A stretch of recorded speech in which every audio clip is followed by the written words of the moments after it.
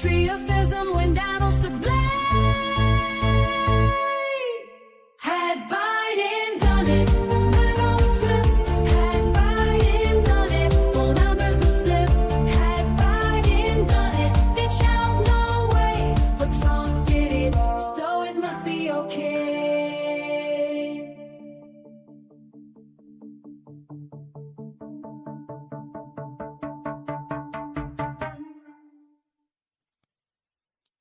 This just in. A sudden spike in logic levels across the city. Citizens report seeing a man with glasses and a podcast mic.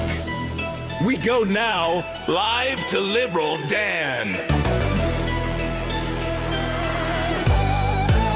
Yo, who you gonna call when Nazi writing's on the wall? Call your man Liberal Dan, cause you know we got a plan. The right wing talking shit, but he ain't about to quit. He'll take his proton pack and zap your logic cause it's whack. So who you gonna call when the writing's on the wall? Call your man Liberal Dan, and the rhetoric will fall. It's being reported that Liberal Dan is setting up what appears to be some sort of straw man containment field. He's calling out your lies with his mic, he'll vaporize. Cross the streams in your dreams, bitch, you know that he's too wise. You're like Slimer talking crap, but you walked into his trap. Yo, it's more than entertainment, it's misinformation containment. So who you gonna call when the writing's on the wall? Call your man Liberal Dan, and the rhetoric will fall.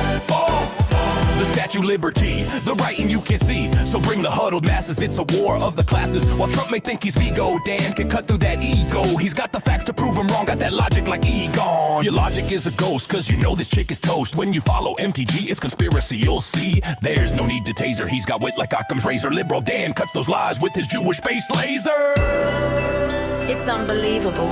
Liberal Dan just used the literal dog whistle to lure a large group of internet trolls into what is being called a self-collapsing rhetoric singularity. In all my years of reporting, I've never seen anything like this. So don't call to be a heckler, you ain't no Judge Rexler. He'll bust you like Scolary, cause your logic's looking hairy. Right-wing callers think they're cool, but they sounding just like Zool. You the dog, he the man, and yo, his name is Liberal Dan. So who you gonna call when the writing's on the wall? Call your man Liberal Dan, and the rhetoric will fall. Liberal Dan, Liberal Dan, Liberal Dan.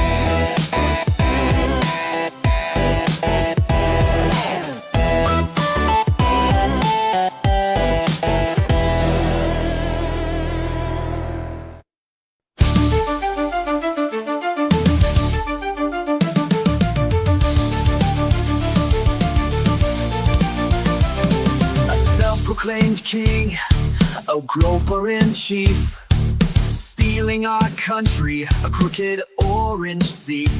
Faux patriots who are poorly educated, wearing red hats and also unvaccinated. Liberal Dan will see us through. It's the best show that you're not listening to. So when you hear the call, animals unite. Liberal Dan Radio, talk from the left, that's right.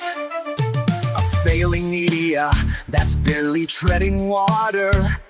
They're too inept to fight this new world order. Corporate pigs are at the trough, hear the squeals.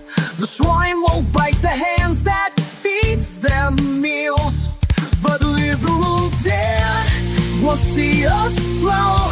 It's the best show that you're not listening to. So when you hear the call, animals unite. Liberal Dan Radio, talk from the left, that's right.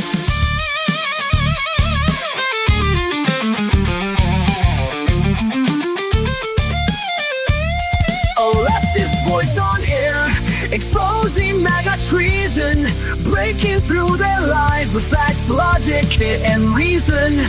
Unmasking hypocrisy, the truth will be our guide. Call out their lies, justice is on our side. Cause Liberal Dan will see us through. It's the best show that you're not listening to. So when you hear the call,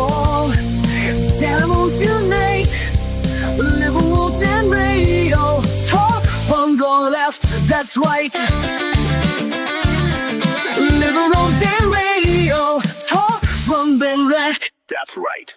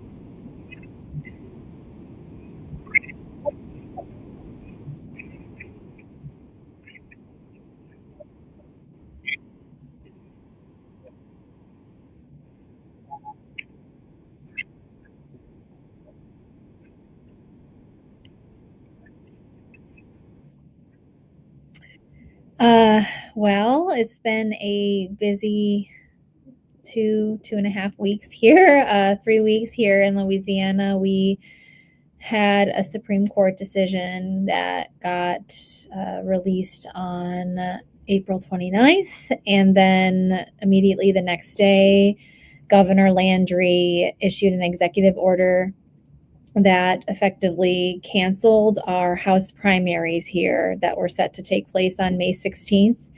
In my case, I was already the Democratic nominee in Congressional District 1. I did not have a challenger.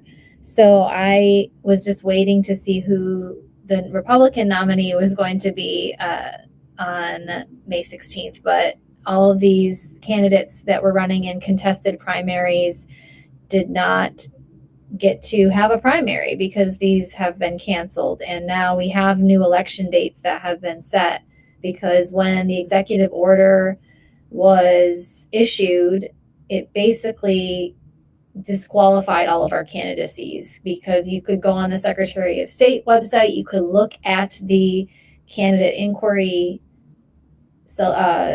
form that is on that website, and underneath all of our names, it just says other/disqualified. And usually when you see that next to a candidate's name, it has something to do with they got disqualified from the race due to taxes, not filing their taxes, or some other reason. But this is a very unique reason for everybody in the House races to have that next to their name. So after the governor issued his executive order, we got a letter from the Secretary of State the next day at about 1:30, indicating that the elections had been suspended. I mean, there were lots of terms thrown around: canceled, suspended, postponed, and we effectively don't even have a closed party primary anymore in the House races. This was our first go at it, and we just couldn't seem to get it going. All right. Well, unfortunately, now my people, they could hear you just fine, but they couldn't hear me just fine. And so okay. Let's just start over from scratch, shall we? Because and I don't want to waste your words or whatever, but I was recording it already. That's pretty ironic given given the situation with the election. Is it unironic? Don't you think? Anyway, so welcome to Liberal Dan Radio, talk from the left, that's right. This is your host, Dan Zimmerman, coming to you live from New Orleans, Louisiana. We are inviting back on the show returning guest Lauren Jewett, candidate for the 1st Congressional District here in Louisiana. And just to briefly go over before the technical snafu, the closed primaries for the congressional districts in Louisiana were supposed to happen on Saturday, but they did not, because the Calais versus Louisiana, or Louisiana versus Calais ruling that came down from the Supreme Court that made no sense whatsoever, basically caused then Governor Jeff Landry to say, okay, we're going to cancel the congressional primaries while we redraw these maps and disenfranchise black voters. I mean, he didn't say that, but that's my interpretation and the interpretation of plenty of others here in the state. And we're going to move those elections to later on down the line. So now the Senate election still took place, and that was still a closed primary. We used to have jungle or open primaries here in Louisiana. Unfortunately, and for now, for the people who are running for the House races and were planning for a closed primary, now y'all are going to have an open primary instead of a closed primary, because, we can't do anything right here in Louisiana. Leave it to the Louisiana Republicans to manage to screw something up this big, right? Yeah. So yes, that is a recap of what happened. April 29th Supreme Court decision, the Louisiana versus Cale case, and then the next day executive order from the governor of Louisiana, Governor Landry, issuing a suspension or postponement of the House primaries. Next day, getting a letter from Secretary of State Nancy Landry that indicated that our elections had also, been canceled. And it was a very, very short email. Yeah. It was one sentence. And then below just had the district, the position, House of Representatives, and the parishes that it impacted. Now, I did go and vote. I early voted. And I early voted on the first day because I wanted to see what the ballot looked like. I wanted to see the signage in early voting locations. I wanted to hear what other people were seeing. I did not get much instruction from any poll worker. And that was at a time when it was very fresh. There were not a lot of details, and a lot of people did not quite know what was happening still. There was a lot of just, I guess, shock.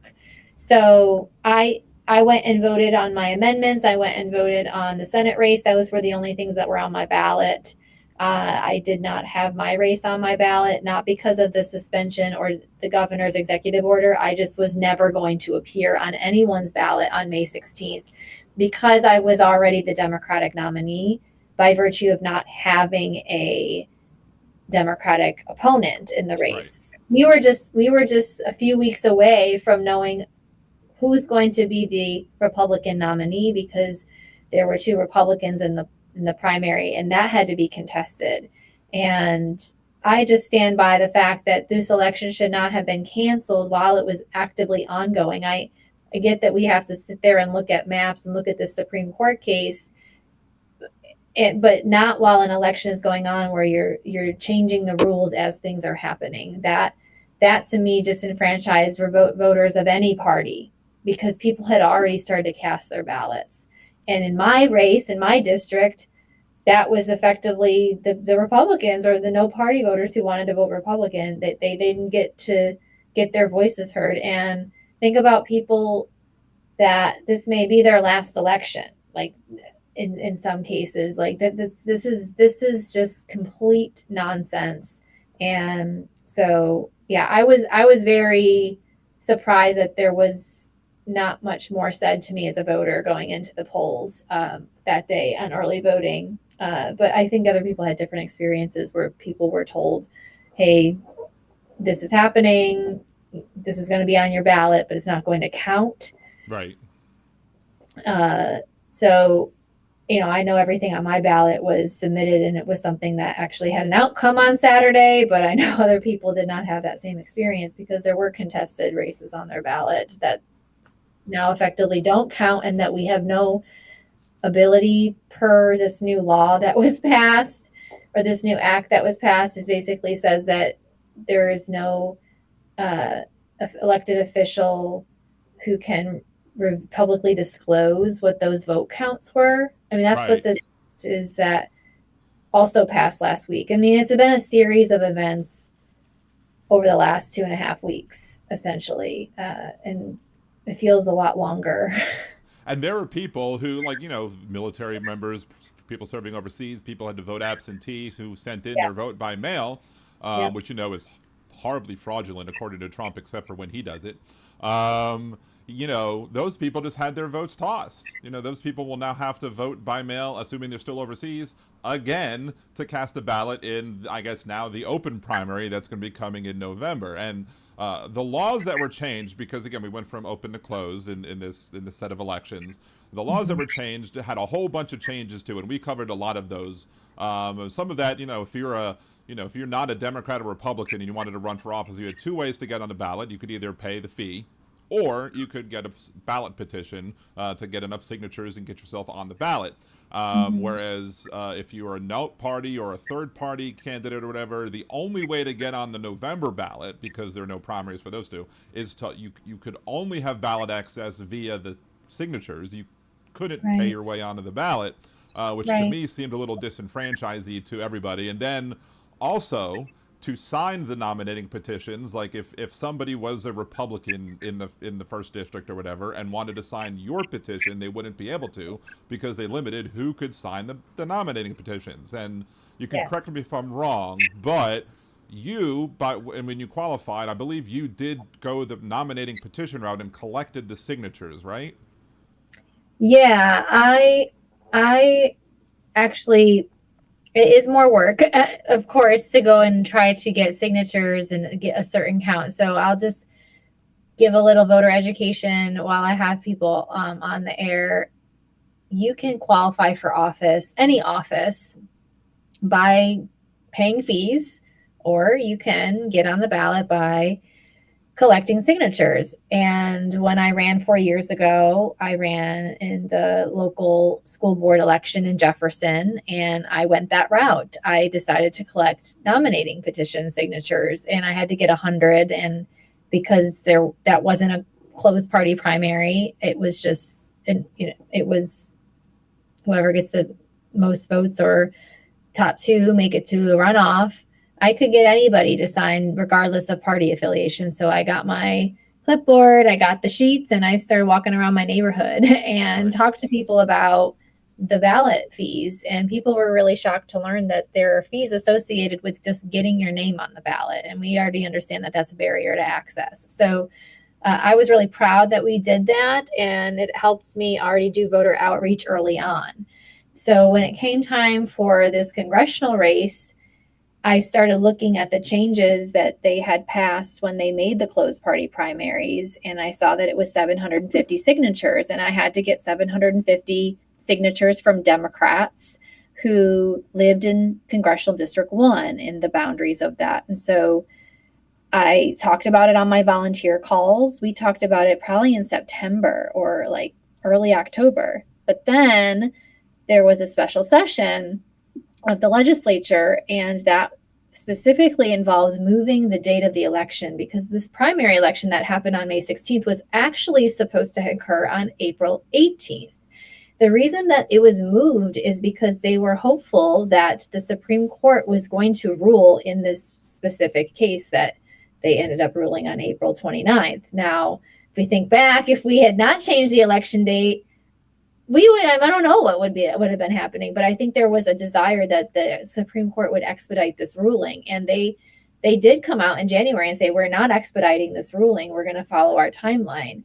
And at that point, the election was already in motion because candidates had already qualified. So when they did change the election date from April 18th to May 16th, by virtue of the special session, they allowed the signatures on the nominating petition to therefore come from any Democrat that was a registered voter in the state of Louisiana, because of that. At that point, they were changing things up, and so there were changes to the nominating petition process. So that made it a little bit easier because we didn't have to deal with, okay, are you a Democrat? Do you live in District 1? And so we decided again to do the signatures. I was more aggressive at that point to get the signatures, but then we were dealing with holidays and we had to get them, I think, by January 14th. But the original was, I think, a month earlier. It was December. So that sounds right. Yeah. So because the election got moved back by a month, everything then got moved back a month, qualifying, the signature petition, due date. And I will just say, like you mentioned, I know some no party voters and people who run for office as no party. And I do think it is disenfranchising that they can't do the same situation where they could pay the fees. It's like the fact that they have to get the signatures and they can't do the same. Like, there should be a similar process for any candidate that wants to be participatory. Like, they could pay their fees, but just if they're not going to participate in a closed party primary, that they pay their fees and then they get on the ballot in November. Like, why do they have to get the signatures? Now, I guess I stand in solidarity with those other party voters, because I do think that candidacies become such a pay to play thing, and people don't bat an eyelash to just have to pay the money, and $2,000 to some candidates is a drop in the bucket, and it's not the same for my campaign. I see value in collecting the signatures because when I've done that, I've usually done a lot of them myself.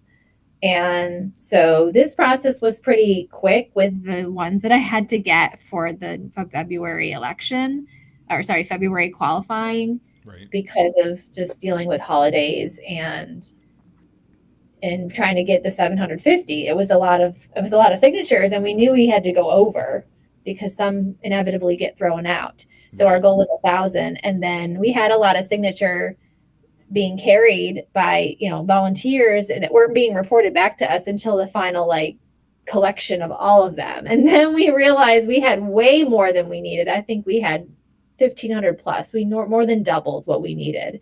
So it was a significant undertaking, so much work, and we were really proud to do that. And we walked into the Secretary of State with our big stack. Everything had been verified by the parish registrars over that month from January during the time it was due to qualifying. Got on the ballot, and we did have a Democratic primary challenger. That person did end up withdrawing, so that effectively made me the nominee. Right. And so that made me head straight to November, as was the case for two other congressional candidates who are sitting Congress people, Clay Higgins in District 3 and Cleo Fields in District 6. So there was only 3 of us that were effectively nominees. Mhm. And then by removing us from the ballot, you have then done another disenfranchisement, because Right. now you are removing our ballot access on there. That's the right that we have to be on the ballot. We were already headed there. And Now, I am one of those, at the moment at least, one of those no party voters, because when I heard about the Louisiana law change, I was going to do an experiment with my podcast, where I was going to go as a no party voter. I was going to try and jump through the hoops and get the qualifications, whatever.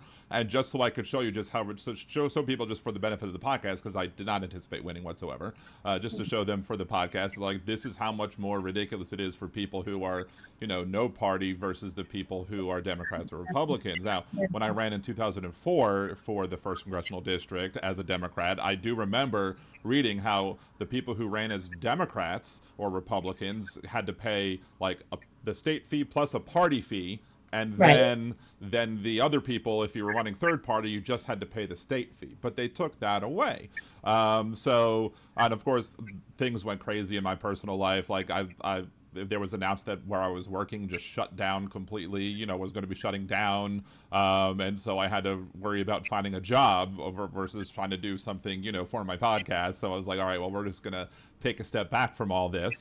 But yeah, it's still, and I'm going to vote for the, whoever the Democratic nominee is in whatever districts that I'm in, unless for some reason I still try shenanigans. And I think the reason you had said that they said that, they changed it to where you can only get people from the 1st Congressional District to everybody statewide is because they knew that, or they were at least hoping that they were going to be able to redraw the districts. And if they redraw the districts, how the hell could they get a signature from somebody and say, you can't sign this one, when in reality, who knows where the district lines are going to be when they try and redraw it. And as we all know, you now are running, for the 1st Congressional District still, because you're going to redo the nominating petition, I'm sure. But do you even know? We don't even know if you're going to be in the 1st Congressional District at that point, right? Yeah, well, there's so many developments, and I feel like I've been trying, it's just been like unfolding and unpeeling an onion, right? There's so many layers to the whole thing, and every day it's a new development, and every day I said, okay, I can deal with this and sit with this, and then it's the next thing. And that next thing last week was finding out that the election code had changed, because we knew at some point there was talks about going back to a jungle primary, and meanwhile the discussions on the maps had started. These maps had already been pre-filed. I mean, the session started back in March. These 4 maps, the 3 from Senator Morris and the 1 from Senator Price, those had already been pre-filed. And so they did come up, I believe, and they came up in discussion, 2 of them on May 8th. That's when a lot of people showed up at the Capitol, and all they did was hear testimony on that Friday. And then last Tuesday, they came back and they took votes on it, but there were still opportunities for people to give testimony. And so that's why it went in late to the night. Now, I did go and look at all 4 of those maps that were originally pre-filed, and it looked like my precinct was still in District 1. But of course, as we know in the process with the legislature, amendments can be filed to bills. And so I've tried not to get so honed in to what's happening with my particular situation where I live and what district I'm in. I've had to field a lot of questions from constituents, from voters, from volunteers, from people who are invested in my race. And I understand why they're asking the question, but I said, well, no map has been passed yet. Some have gotten out of committee. One has gotten out of committee, sorry. And one has made it past the whole Senate. So we don't know yet when the House is going to hear the 121 bill that made it out. They did hear Senate Bill 407 that was considered the fairer map. I listened to the testimony. I'm thankful for people who had the time and the patience to go up there and get their voice heard and be there on behalf of a lot of us as candidates. I know other candidates have gone up and spoke, and I'm thankful for that too. I'm still trying to finish out my school year and still run the campaign. And it's an investment of time and a lot of resolve to go up to the Capitol for whatever bill you're talking about, but especially something that impacts all of us. And so I'm so thankful for people who have gone up and are up there testifying and talking about their experience. And some people who are up there who have been civil rights leaders and are going through having to explain this to people again. They shouldn't have to do this, but they are doing this because they understand what's at stake. And that's part of why I'm running, because I already understood what was going to be at stake potentially in this election. But yeah, we don't know what the boundaries of the district are now. The Constitution says I do not need to live in the district that I run in. That was my next comment about that. But so yeah, you trampled over it, which is good. It's fine. I have to be a resident of the state, which I am. And the person that sits in my congressional seat right now, because my congressional representative is still Congressman Steve Scalise, and he has been my congressperson for 15 years. I've lived in my house here in Metairie for almost 11 years. And prior to that, I lived in Lakeview. And then prior to that, I was in Mid-City, probably just outside of the district, like as it is written now, because we do have parts of Mid-City. But I mean, the majority of this time that I have lived here, I've been a District 1 constituent. And so that is where we have situated the campaign. I have not felt represented. That is why I feel called to run. I want somebody who's going to show up and really fight and be responsive. That's one of the number one things I hear is people continuing to say, I email, I call, and I don't get a response.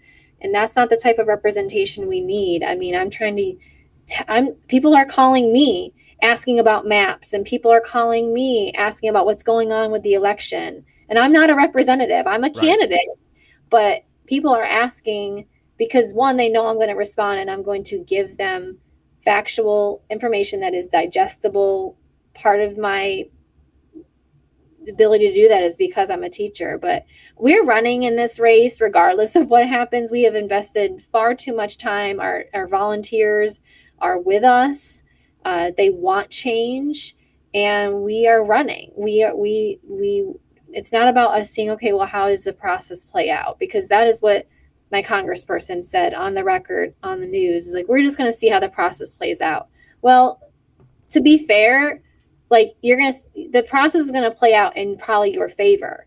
It's not going to play out in favor for hundreds of thousands of voters. Like that's where I have a really big issue, is because this election has been suspended and we're just saying, okay, we're going to see how the process plays out. Well, no, this process should not have been playing out in this election.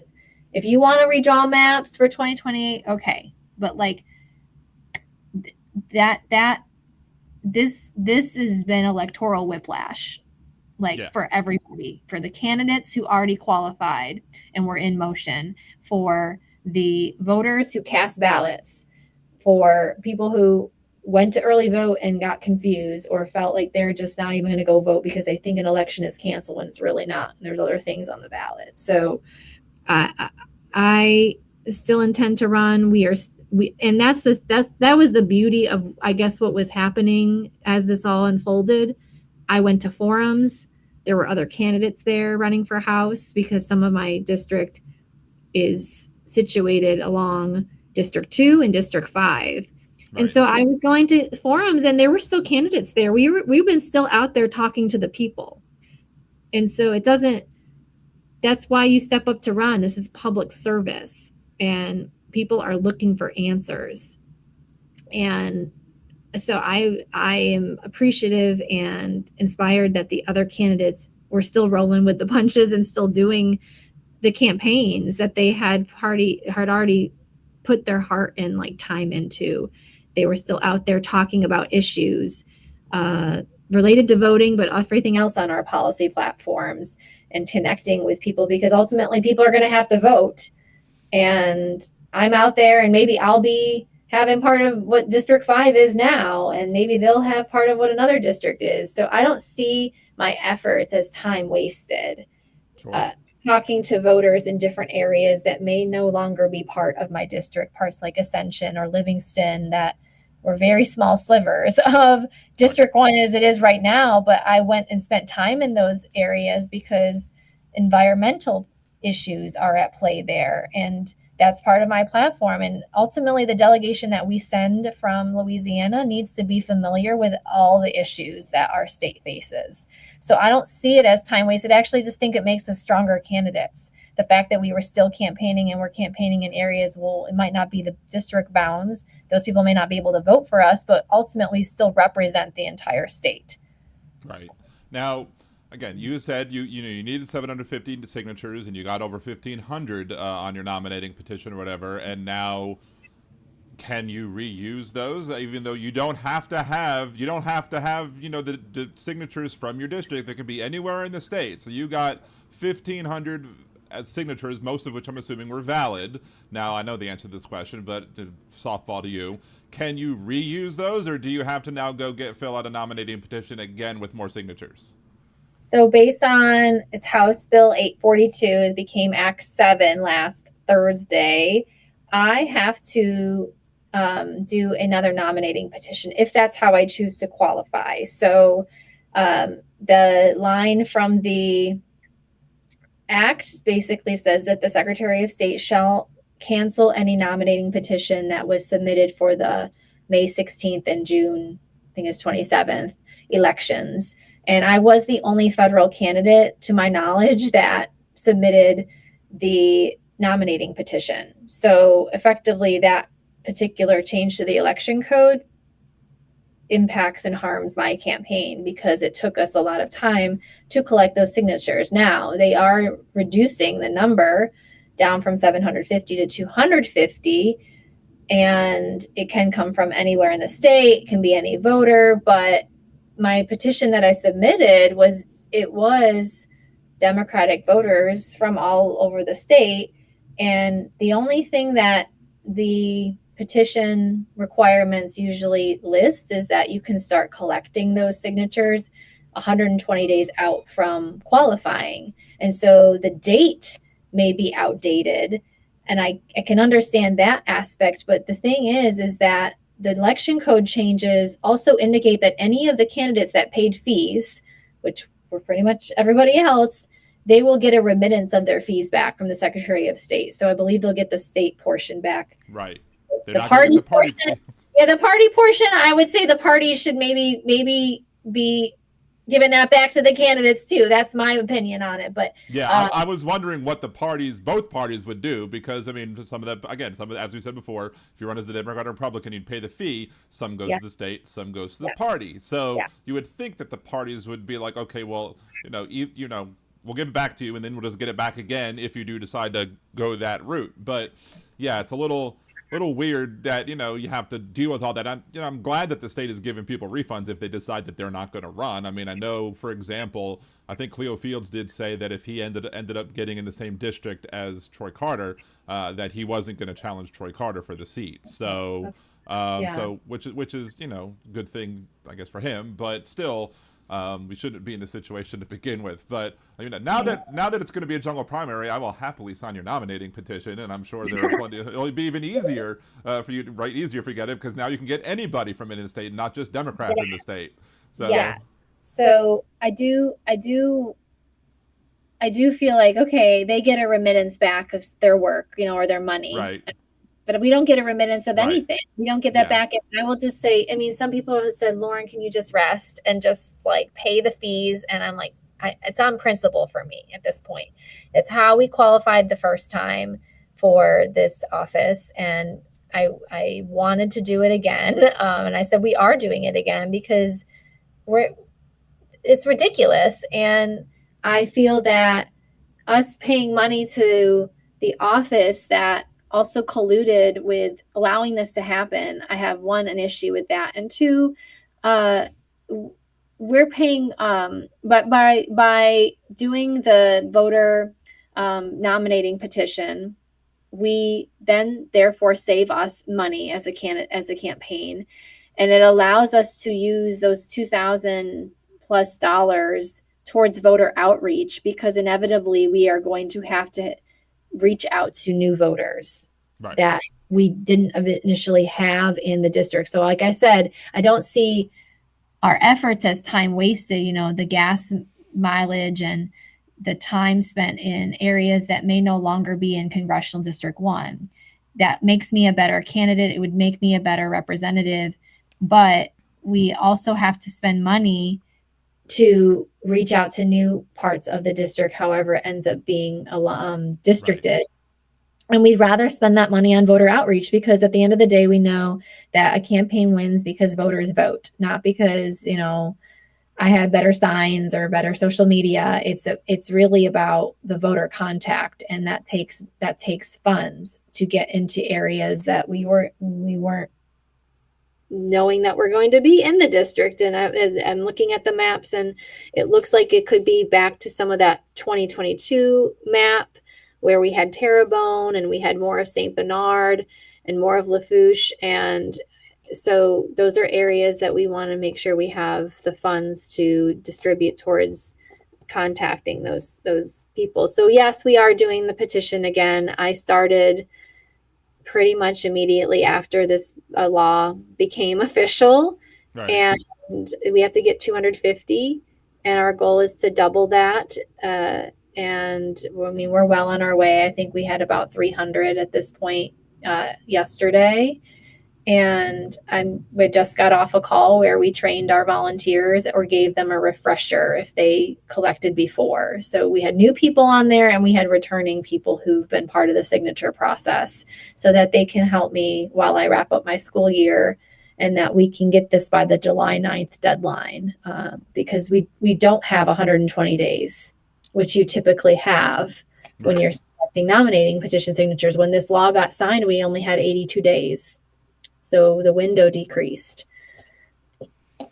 It's craziness, but I mean, yeah, and also, you're going up against the House Majority Leader, Scalise. So you have, that's a big ask. And granted, I guess the benefit that you have is that this past year, it seems like everybody who Trump supports is underperforming what Trump did. So that opens the door for a lot of possibilities.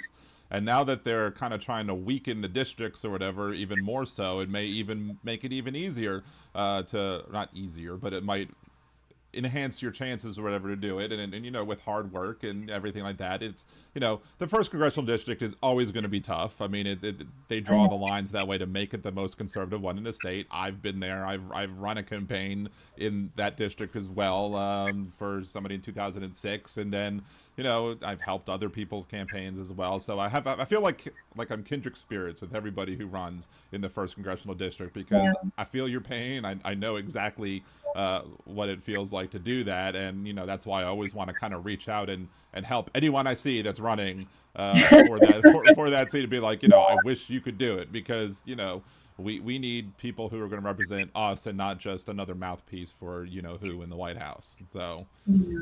Yeah. And I mean, I had to educate people that they were in Congressional District 1, especially those new parts of Orleans and these other parts that got branched into it. So I spent time being in conversation with people saying, oh, you're in District 1. And now I'm going to have to go back to those people and say, well, actually, so we already had to do voter education about people being in these districts, even though an election was already run on these maps in 2024. And now we're going to have to educate people to say, okay, this is your new district if it did change, because there's always going to be people that are in the heart of the district or the typical parts of it. But yeah, I mean, we're not afraid of hard work. And I do feel like maybe, they are trying to wear voters down and wear candidates down. But I mean, I'm a teacher. Like, I deal with rapid changes all day, every day, in a school building, and you got to be responsive. And that's why I said the other day when this happened, I said, well, I taught during COVID. So don't tell me I don't know how to pivot, because I'm pivoting. I've been pivoting all over during this campaign about how to respond to this and to that. And we are already mobilized because of our first effort to get signatures. So I think that's why it made it just so fluid to get them very easily this weekend. I just made a quick video last weekend after the change that I learned of the change, conveyed my frustration, explained what was happening, and everybody just jumped and said, how can I help? And that's a testament to what we have already built. And we got out the gate early and announced early so that we could build the infrastructure and to be responsive when crises happen. I'm not saying that we were all prepared for this. I don't think anybody was necessarily prepared for this, although we all read a lot of things that led to this. So we just maybe didn't think it was going to happen in this election and in this moment. But this is just a testament to we are ready to go. And we're ready to run a serious campaign, and we are running a serious campaign. And we intend to be on that ballot on November 3rd. And it's going to be a little bit more of a crowded field than we thought it was going to be versus a head-to-head. And that's fine. That's the democratic process that we're in right now, although it doesn't really very democratic, but democratic in quotes. Right. And I had to tell my volunteers that tonight that there could be additional people that we just didn't consider that may qualify in August, because it's still less than about, what is it? 2.5 months away. 2.5, 3 months away. Yeah. So that's still enough time for people to just be like, I'm going to hop in the race. But I can't worry about what someone's going to get up and decide they want to run for Congress. Okay. Like, that's their right, like with the rules that we have right now. But like, we have been doing the work and we will continue to do the work. And that's all I can say is we're continuing to be on the ground, talking to voters, educating them about this process, and increasing our visibility. We put out an ad. We filmed that ad weeks before this all happened, and we released it like about 5 or 6 days after all of this turmoil. And I was like, you know what? We're still releasing the ad because it's something we're proud of, and it really explains why I'm doing this and why it matters to my students and why it matters to the families that I serve. And I'm personally making a sacrifice. I am stepping away from my job for a few months so that I can run the rest of this race. And so I have to make we have to make this sacrifice worth it, because it's not something I chose to do lightly. It's not fair, and they don't deserve a teacher that's like half there and worried about all of the things happening in this campaign arena. I want to give it everything I have and know that I gave it everything I have, because we're in a moment where we really have to look back and say, did we do everything we could possibly do? We're at that inflection point. So I have to know I did everything I could, and I want to make the sacrifice worth it and win the seat. Okay, so for everybody watching live and everybody watching after the fact, when I upload this individually by itself, just how can people get in contact with and or support your campaign? Yeah, so if you want to learn more about our campaign, you can head to the website. It's www.laurenjewett.com. It's my name, LaurenJewett. I am on TikTok, Instagram, Facebook, Threads, Blue Sky. It's at Elect Lauren Jewett. If you can't find it there, I think it's at Do It Jewett. So please follow us, share things, tell your friends and family, donate. We could use your support because we are in an uphill battle. We are, like I said, we are proud of what we built, but we are still building. And I think from the last time we talked, like I have 3.5 staff members now, so we are rolling, but it's not easy, and we need everybody in this fight. Awesome. Again, thank you so much for being on. Open invitation to come back whenever you want to discuss anything you want to discuss, campaign related, non-campaign related. Just welcome to come back anytime. Thank you so much again for the short notice for getting you on the show, but thank you so much again for coming back on and for discussing this, because it's a mess and I really wanted to hear. I mean, I could say it till a blue in the face, everything that's going on, but it's better to hear it from the person who's actually going through it right now. So you're more the expert than I am, so I concede to you for that. So Yes. thank you again so much for coming on. And again, I one of these days is, let me know when you have a signing event or whatever, I will definitely drive out and get my name on that new ballot petition as well, just to help you out as well. Yeah. All right. Well, thank you very much. You have a great one. Thank you. All right. Bye. Bye. And again, that was Lauren Jewett from, First Congressional District currently, and probably will still be. But, we wish her all this luck and success, and, best way that we can get more blue faces in the seat is to help in the House, is to basically get out, support, share the word, etc. So again, thank you very much, Lauren, for being on the show, and I hope you have a great rest of your night. Let's see. A church certificate game. Dan, did you play Had Biden Done It for her? I don't think she can actually, the way that it's all set up, I don't think that you can actually have her hear what goes on as it pertains to whatever. And can you imagine, somebody not playing Had Biden Done It for a guest? Oh, wait, hold on. It's not working. Why is this not working? That's terrible. That my soundboard does not want to play the music right now, even though my earbuds are in, but it doesn't want to play the sound. I've been having all sorts of technical snafus going on today. Let's go ahead. Let's see. No, that's not what I want to look at. Damn. What is going on? Imagine if Joe Biden's soundboard didn't work and couldn't play Had Biden Done It. Now you're really just making it so that, let's see, output device not connected, earbuds. But I have my earbuds in and I can hear it. It's so weird. Anyway, let me go ahead and change my windows around a little bit, though, simply because of the fact that I want to go back to my normal setup instead of my other setup that I was dealing with, because I wanted to be able to look at Lauren. Now, I did change how things look as it pertains to where my camera angle is. So I did want to ask everybody and see, how does this look? Does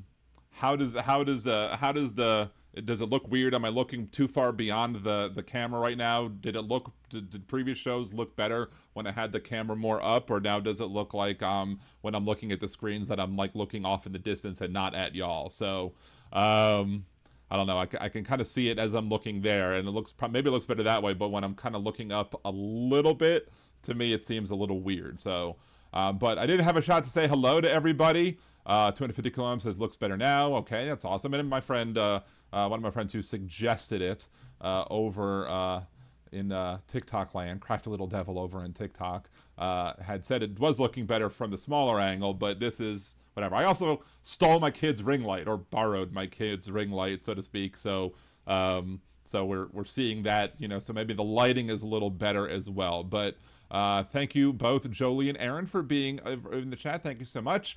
Thank you, 250 Kilo Ohm, and a choice at every game.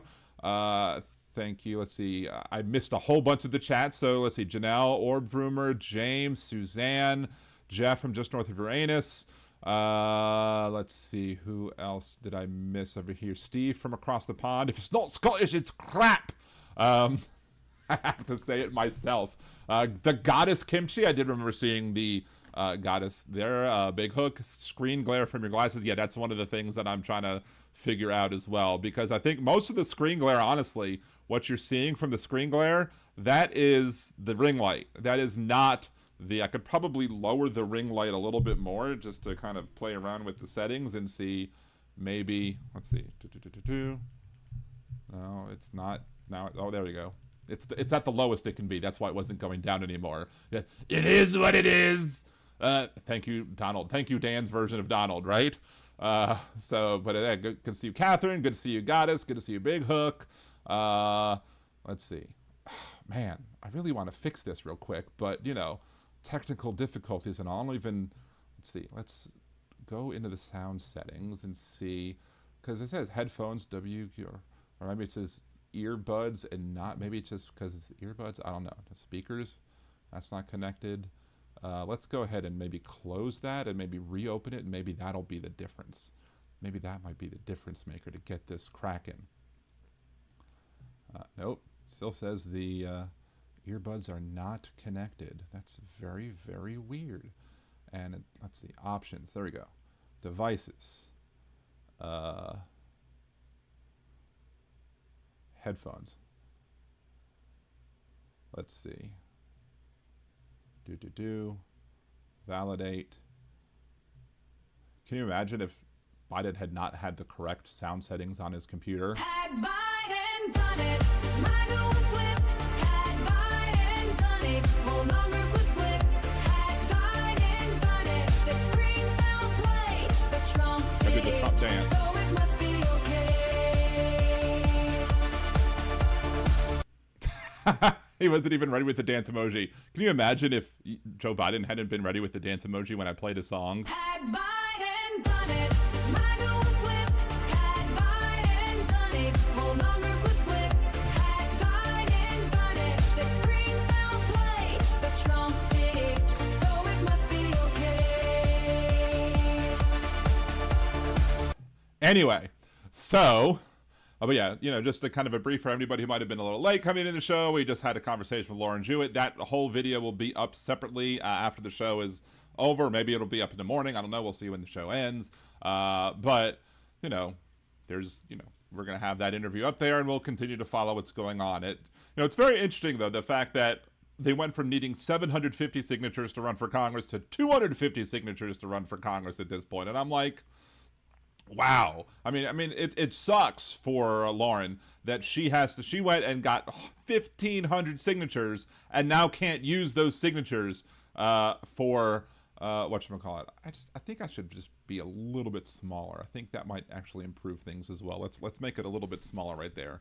You know, usually guys don't want to get smaller, but you know, it is what it is. Oh my. Anyway, so it sucks that she has to go get the signatures, but it sounds like she already has more than what she needs, assuming, you know, at least 5-6 of them are valid, and I'm more than happy to sign as well.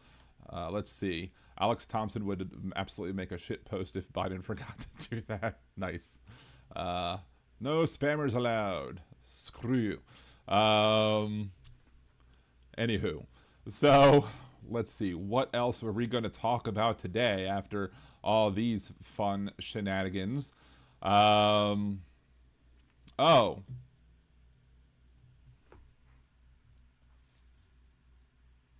What did I say? I just have to say, what did I say?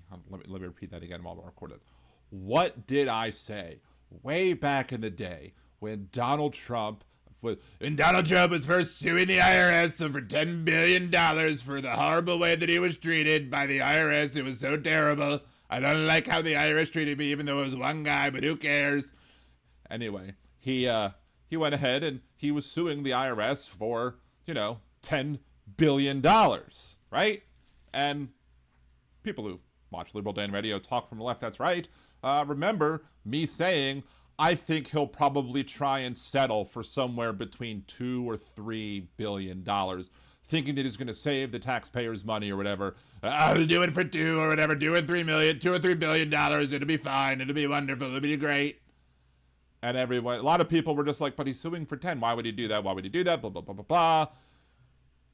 Trump drops IRS lawsuit in exchange for DOJ $1.8 billion weaponization fund.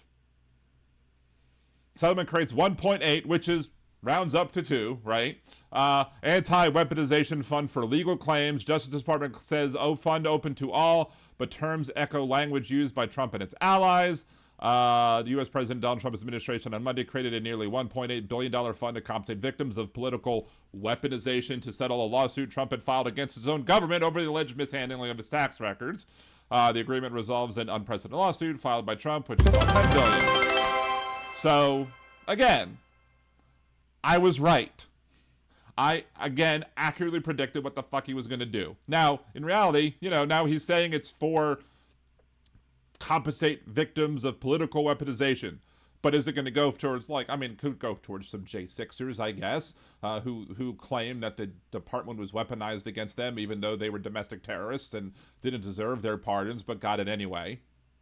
But, of course, he could also say that it was weaponized against him, because that's what he says. That's the argument that he makes all the live long day, even though it's wrong. He's the one who was threatening during the 2016, campaign that he was the one who was going to weaponize the Justice Department against Hillary Clinton because he kept on doing the whole lock her up chance, right?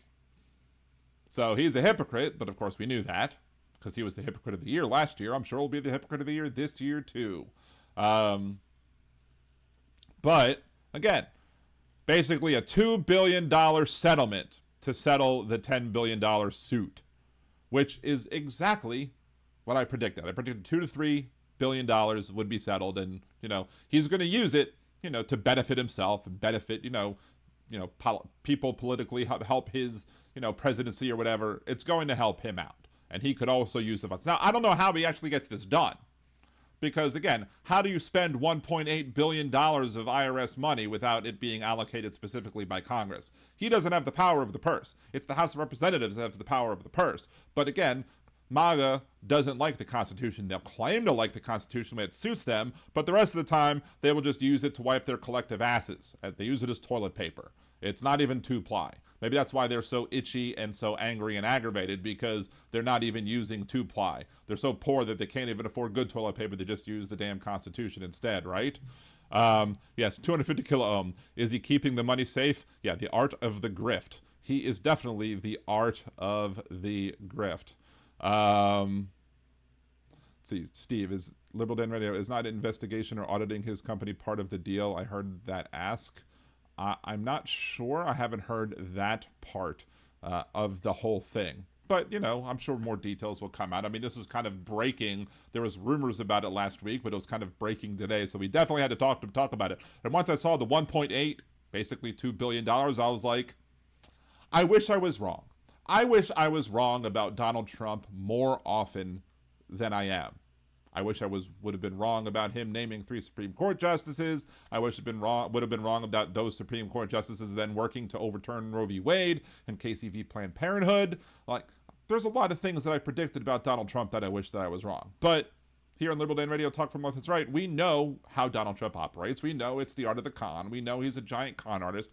We know, even before J.D. Vance entered the picture, we knew that he was going to take the couch and shake the couch and just to get all the loose change from Washington, D.C., try and get as much money as possible for himself, his family, etc., from the U.S. government. All of the guys that, I'm not going to take a paycheck, I will donate the money, I don't need it. But then he gets even more money by sending people to his resorts, sending people to, the government stays in Scotland. They go land at a Air Force base that is not equipped to handle the planes that are flying into it, just so they could stay at his Scottish golf resort where he doesn't want to see the windmills because... A modern Don Quixote, he hates the windmills, claiming to protect the birds and whales he says they kill. But don't believe that story, it's really just a shill. He just did not want to see them wild golfing on Scottish hills. But anyway, at the end of the day, I just have to pat myself in the back, say I was right. It should have been an easy thing to be right, because all you had to do to figure that out is to basically say, hey, how is Donald Trump going to try and steal money from the government this week? And that's the way he's going to do it. And I could have said maybe he'll settle for 500 million, maybe he'll settle for $5 billion, but no, I said between around $2 or $3 billion, and it's 1.8. So again, you should encourage all of your friends to go watch Liberal Dan Radio, Talk from the Left, That's Right, and subscribe to the channel, especially because Wednesday's my birthday, again, and we're going to do a birthday episode, and Wednesday is my birthday, so it would be great. One of the things I recommended on my Facebook page doing, Liberal Dan Radio on Facebook, I'm Liberal Dan Radio basically everywhere, except Patreon, it's just Liberal Dan.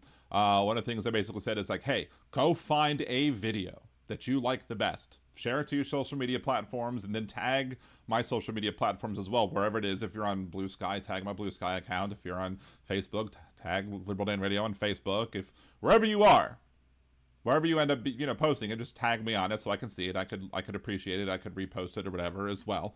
And just encourage your friends who haven't already subscribed to do so, because we're about I think 300 away from 2,000. I don't think we'll hit that on Wednesday. If we do, thank y'all for helping me out and helping me do that. But I definitely want to try and make that push to get to 2,000 soon. Maybe get to 3 or 4 by the end of the year, and to try and keep growing the show. Unless magically I somehow find a way to get a viral video going, which hasn't quite happened yet, right? So. James says, cool, I'm off Wednesday, I'll be here. I guess they can stop recording that at this point. Let's see. Elio shared, LOL, Trump does not believe in downsizing for him and his MAGA advisors and donors, but everyone else are commies, super commie living. Yeah, pretty much. So yeah, I wonder how many civics teachers we could pay with $1.8 billion. Oh, he doesn't want that. Donald Trump wants the poorly educated, because he loves the poorly educated, as he said after the 2016 Nevada primaries. That those are the people that he loves. He probably has said that he loves the poorly educated more than he said he loves his own kids. Now, whether or not he wants to do his own kids, that's a whole completely different story altogether. At least one of them, right? So, man, I would be, I don't know if I'd be thankful or insulted if I was whatchamacallit, if I was the other daughter. I'd be like, I don't know if I'd be like, holy crap, thank goodness he doesn't want me, right? This is being stupid. Hold on, let me just adjust this real quick. All right. I don't know. I don't think I have it completely perfected to where I want it to be, but because I still feel like when I'm kind of looking off at the side that I feel like I'm looking off that way, but I don't know. I'm still always looking off at the side anyway, but I don't know. Maybe it's just new and I'm not used to it or whatever, but still, I'm trying to make it look better, because one of my friends was basically saying that if I, maybe perhaps more people would stick around, at least on the TikTok side, is if I looked more professional or whatever. So I don't know. I mean, I think it looks pretty good, but as old, again, Trumpy boy says, it is what it is. Thank you, Donald. So, anywho, what else do we want to talk about today? Because I've kind of almost run out of everything that I wanted to talk about, because I had to kind of, after I made dinner tonight, I had to go scramble to make a whole bunch of stuff. I think there was 1 or 2 things googly that I wanted to talk about. There was the active shooter situation that took place at the San Diego mosque. 3 killed in San Diego mosque shooting. 2 suspects did not survive. I mean, good. I'm glad that they didn't survive. But yeah, so see, hate rhetoric under investigation in San Diego. 3 men were killed in San Diego mosque shooting. 2 teen suspects were found dead in a car. Police Chief Scott Wall says that the shooting at the Islamic Center in San Diego is being investigated as a hate crime. There was definitely hate rhetoric that was involved. I mean, whenever you target like a spiritual center or a place of worship, you know, preschool or, you know, that's, you know, religious based, a mosque, a synagogue, whatever, whenever you attack any of those things, you know, you can pretty much assume that it's going to be a hate crime, right? See, police first alerted when a mother reported her son missing. She told them of her weapons, and her car was also missing, so she didn't lock up her weapons properly, apparently. Teen suspect reportedly left with a companion, and they were both wearing camo. One of the victims was a security guard at the center. Wall called him heroic for his actions that saved lives. Islamic Center in the Claremont area of the city is the largest mosque in San Diego County. So, yeah. More anti-Muslim bigotry. And can you imagine, you know, why, you know, people are like, well, why would that happen? Well, because you have a president who runs on anti-Muslim, anti-Islamic, you know, bigotry, hatred, xenophobia, etc. These people absolutely, you know, hate anybody who's not white Christians. That's what they do. They hate everybody that's not white and Christian. And people suffer because of it. Now, of course, it's easy to say that Trump hates the Muslims because he ran on a total complete ban on Muslims entering the country. And any conservatives who are listening who still doubt that or still deny that, I'm sorry, but you're wrong, because that's exactly what he said. Those are his exact words that were written on his website, on DonaldTrump.com. That was the exact words that was written, that he said when he read those words from the press release from his own website. That Donald J. Trump is calling for a total and complete ban of Muslims entering the country until we figure out what's going on, because, you know, he's a bigot. Now, sometimes it's harder to convince the conservatives that he's also anti-Jewish, that he's also anti-Semitic, because he says things like, you know, he would blame all Jews. The Jews would be to blame if he would lose the 2024 elections. That's what he said at a conference on anti-Semitism. Oh, but he loves Israel. Fuck that. No. Him loving Israel. Richard Spencer supports the right of Israel to exist, and Richard Spencer is a known Nazi because he wants all of us over there. And the evangelicals want us all over there because they want more Jews over there so the prophecies can come true, so more of us can go be unalived, as you have to say over on TikTok because it's stupid. So more of us, you know, friends like that, who needs an enemy, right? See, MAGA and chats which trigger Muslims are the bad guys when they're shooting or getting shot at. Bad way, either way to MAGA. Yeah, I mean, that's not a surprise. Why does TikTok not think that I am live? I mean, I have stream going. I don't know why it says I'm not active. I don't know why it says that I have inactivity going on right now with my stream. It doesn't make any damn sense whatsoever. But hey, you know, again, as old Trumpy says, it is what it is. But that is a good point, I think, that that Chad has brought up, though, that we could absolutely do this, because I haven't planned too much in conversation for today. And, you know, unfortunately, I didn't start early enough to get a Hal Sparks raid, because he ended right about 7:30, 7:35-ish. So it's fine, you know, I don't have to have a raid every day, right? Now, he won't be there Wednesday on my birthday, so, I mean, I don't know. We'll see. It is what it is. But let's go ahead, and we will go ahead and let's shut down the desktop audio. We have to shut it down. Well, they're just going to hear it on TikTok. I don't care. They will hear it on TikTok. I really don't care about that at this point or whatever. This is your final courtesy call for extended warranty. LOL. That's funny. Let's go ahead, though, and turn off the Do Not Disturb, and we can go ahead and turn on the... Oh, wait, that's Kash Patel. I'm sorry. Oh, wait, that's Grogu. I'm sorry. Let's get the call-in number. There you go. 562-LIVEDAN1, 562-LIVEDAN1, 562-542-3261 is the number to call in if you want to chat. We can do so. I should probably also potentially bring up the TikTok thing as well, where people can connect on TikTok. So we'll give people opportunity, but we don't have anybody watching on TikTok right now, so there's really no reason to open all that up, right? So... let's see. Trump would blame his grandchildren if he thought he could get away with it, especially his Jewish ones, right? He would absolutely blame those before anyone else, true? Let's see. See. Rebecca Middleton. Hey, Rebecca, good to see you. Yes, Christian in quotes. very, very Christian indeed, right? Yeah, a lot of people, was it Gandhi is once noted as saying, "I like your Christ, I don't like your Christians." So, it's a apt comment, right? So, but yeah, if you do want to call in, go ahead and do so. Usually, Big Hook, if you do want to call in, as I was saying, Big Hook, if you want to call in now, go ahead and do it. And then Big Hook in chat goes, anyone want to call in ahead of me? So again, we were thinking on the same wavelength right there. Go ahead. If anybody else wanted to call in and haven't done it yet, they snooze, they lose, right? So we're more than happy to have you calling in, Big Hook, and because we haven't heard from you in a good long bit, so, or well, not as frequently because I haven't been going to the phones as much. But, as, again, Donald Trump said, well, I can't even play that because I don't have the desktop audio enabled right now. But I'll have to just do it myself. It is what it is. Thank you, Donald. So, anyway, I did get a couple of good laughs from friends of mine who did enjoy my video of Donald Trump joining the empire. A lot of people had some good, had a good chuckles about that. I wish that one would go viral because I thought that one was really good. One of my friends was like, "Hey, oh wait, there's a call that's not Big Hook, I don't think."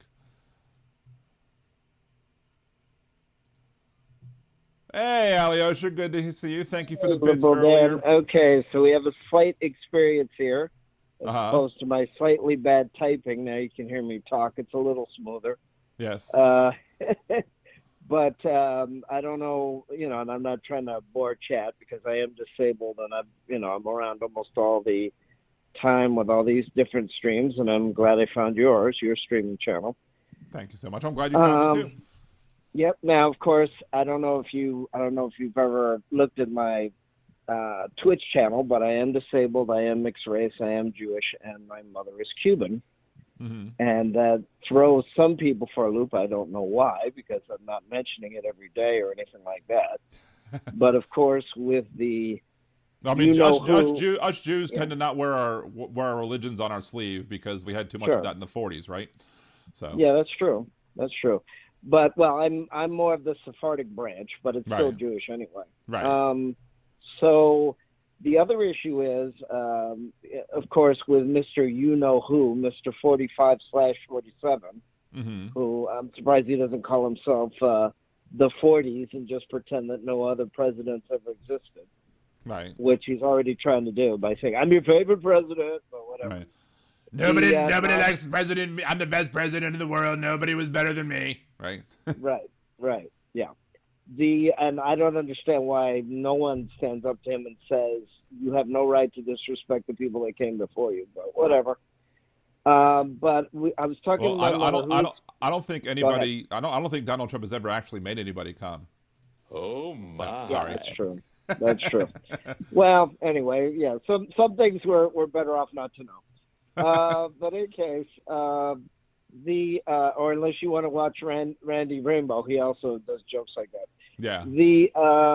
Anyway, what I was trying to say was the nonsense with Venezuela and Cuba and whatever other place he thinks he's going to own, which I don't know how, because I have a creepy feeling if anybody wants to vote or feel that they can vote after all his shenanigans and his MAGA buddies,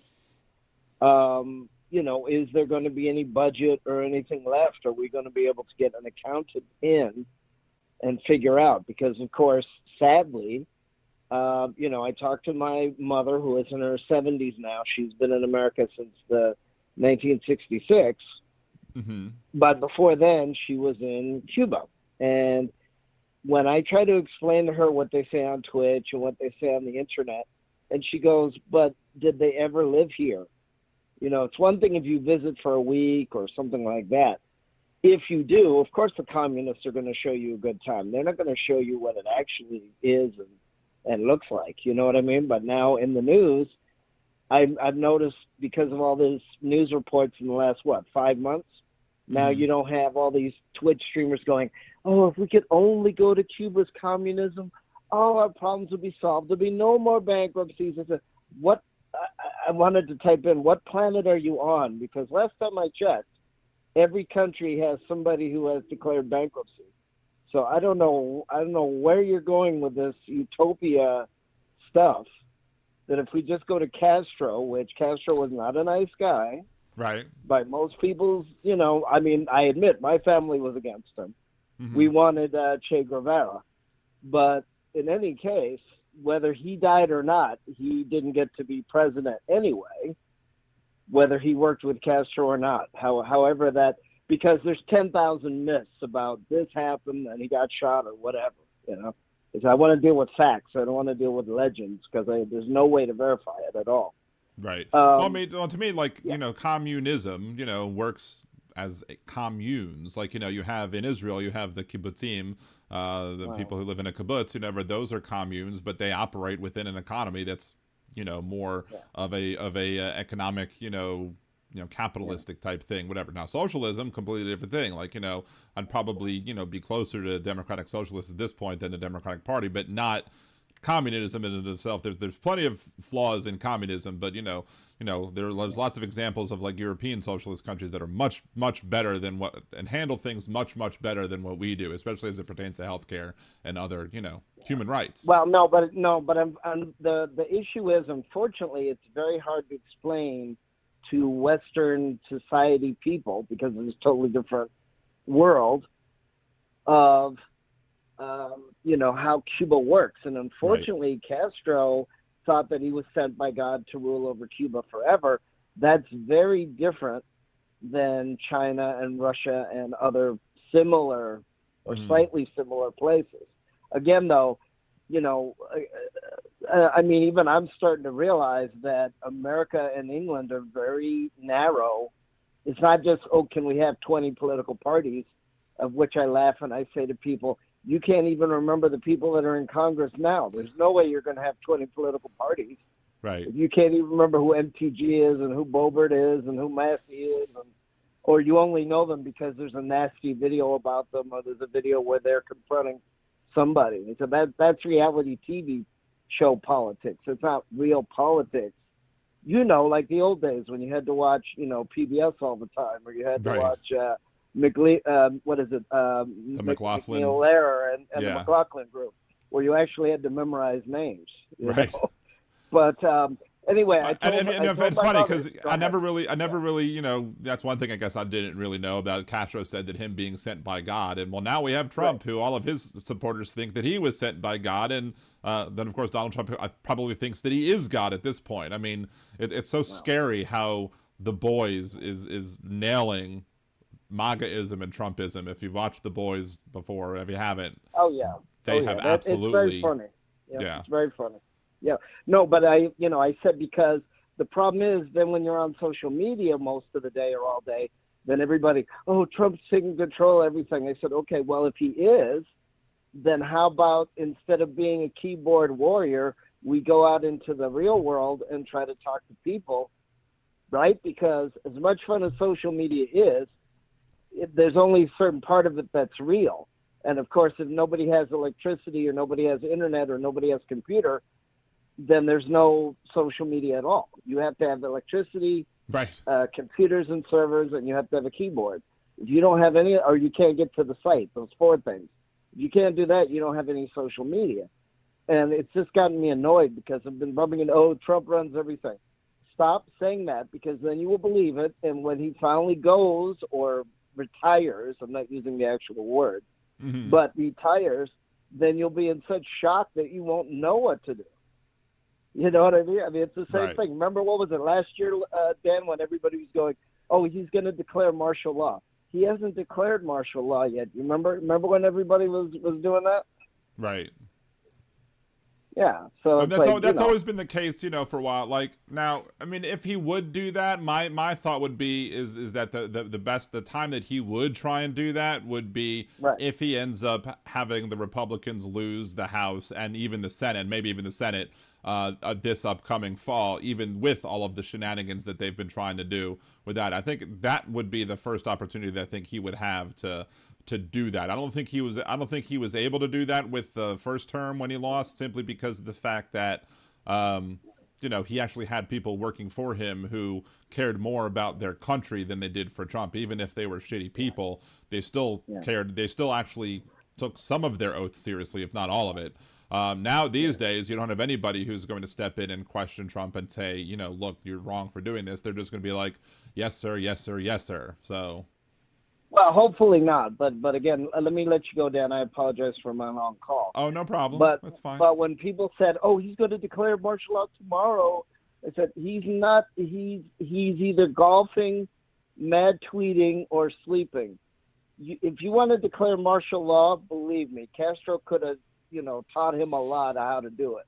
Mm. Him, I would believe. Trump, I have a little bit of difficulty believing that he would declare martial law and be able to enforce it. Maybe I'm wrong.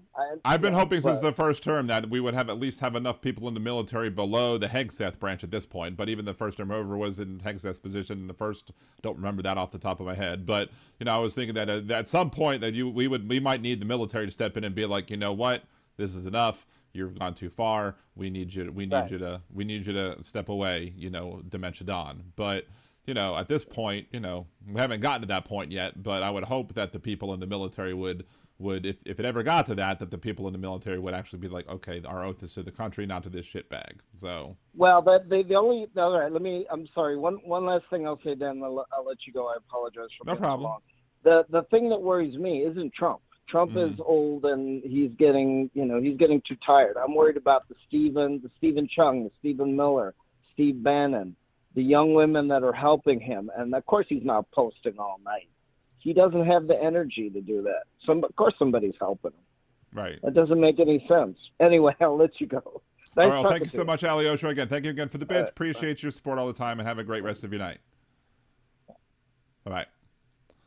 All right, we got, again, 562-LibDan1, 562-LibDan1, 562-542-3261. If you want to join in the conversation, you want to give a call, more than happy to have you.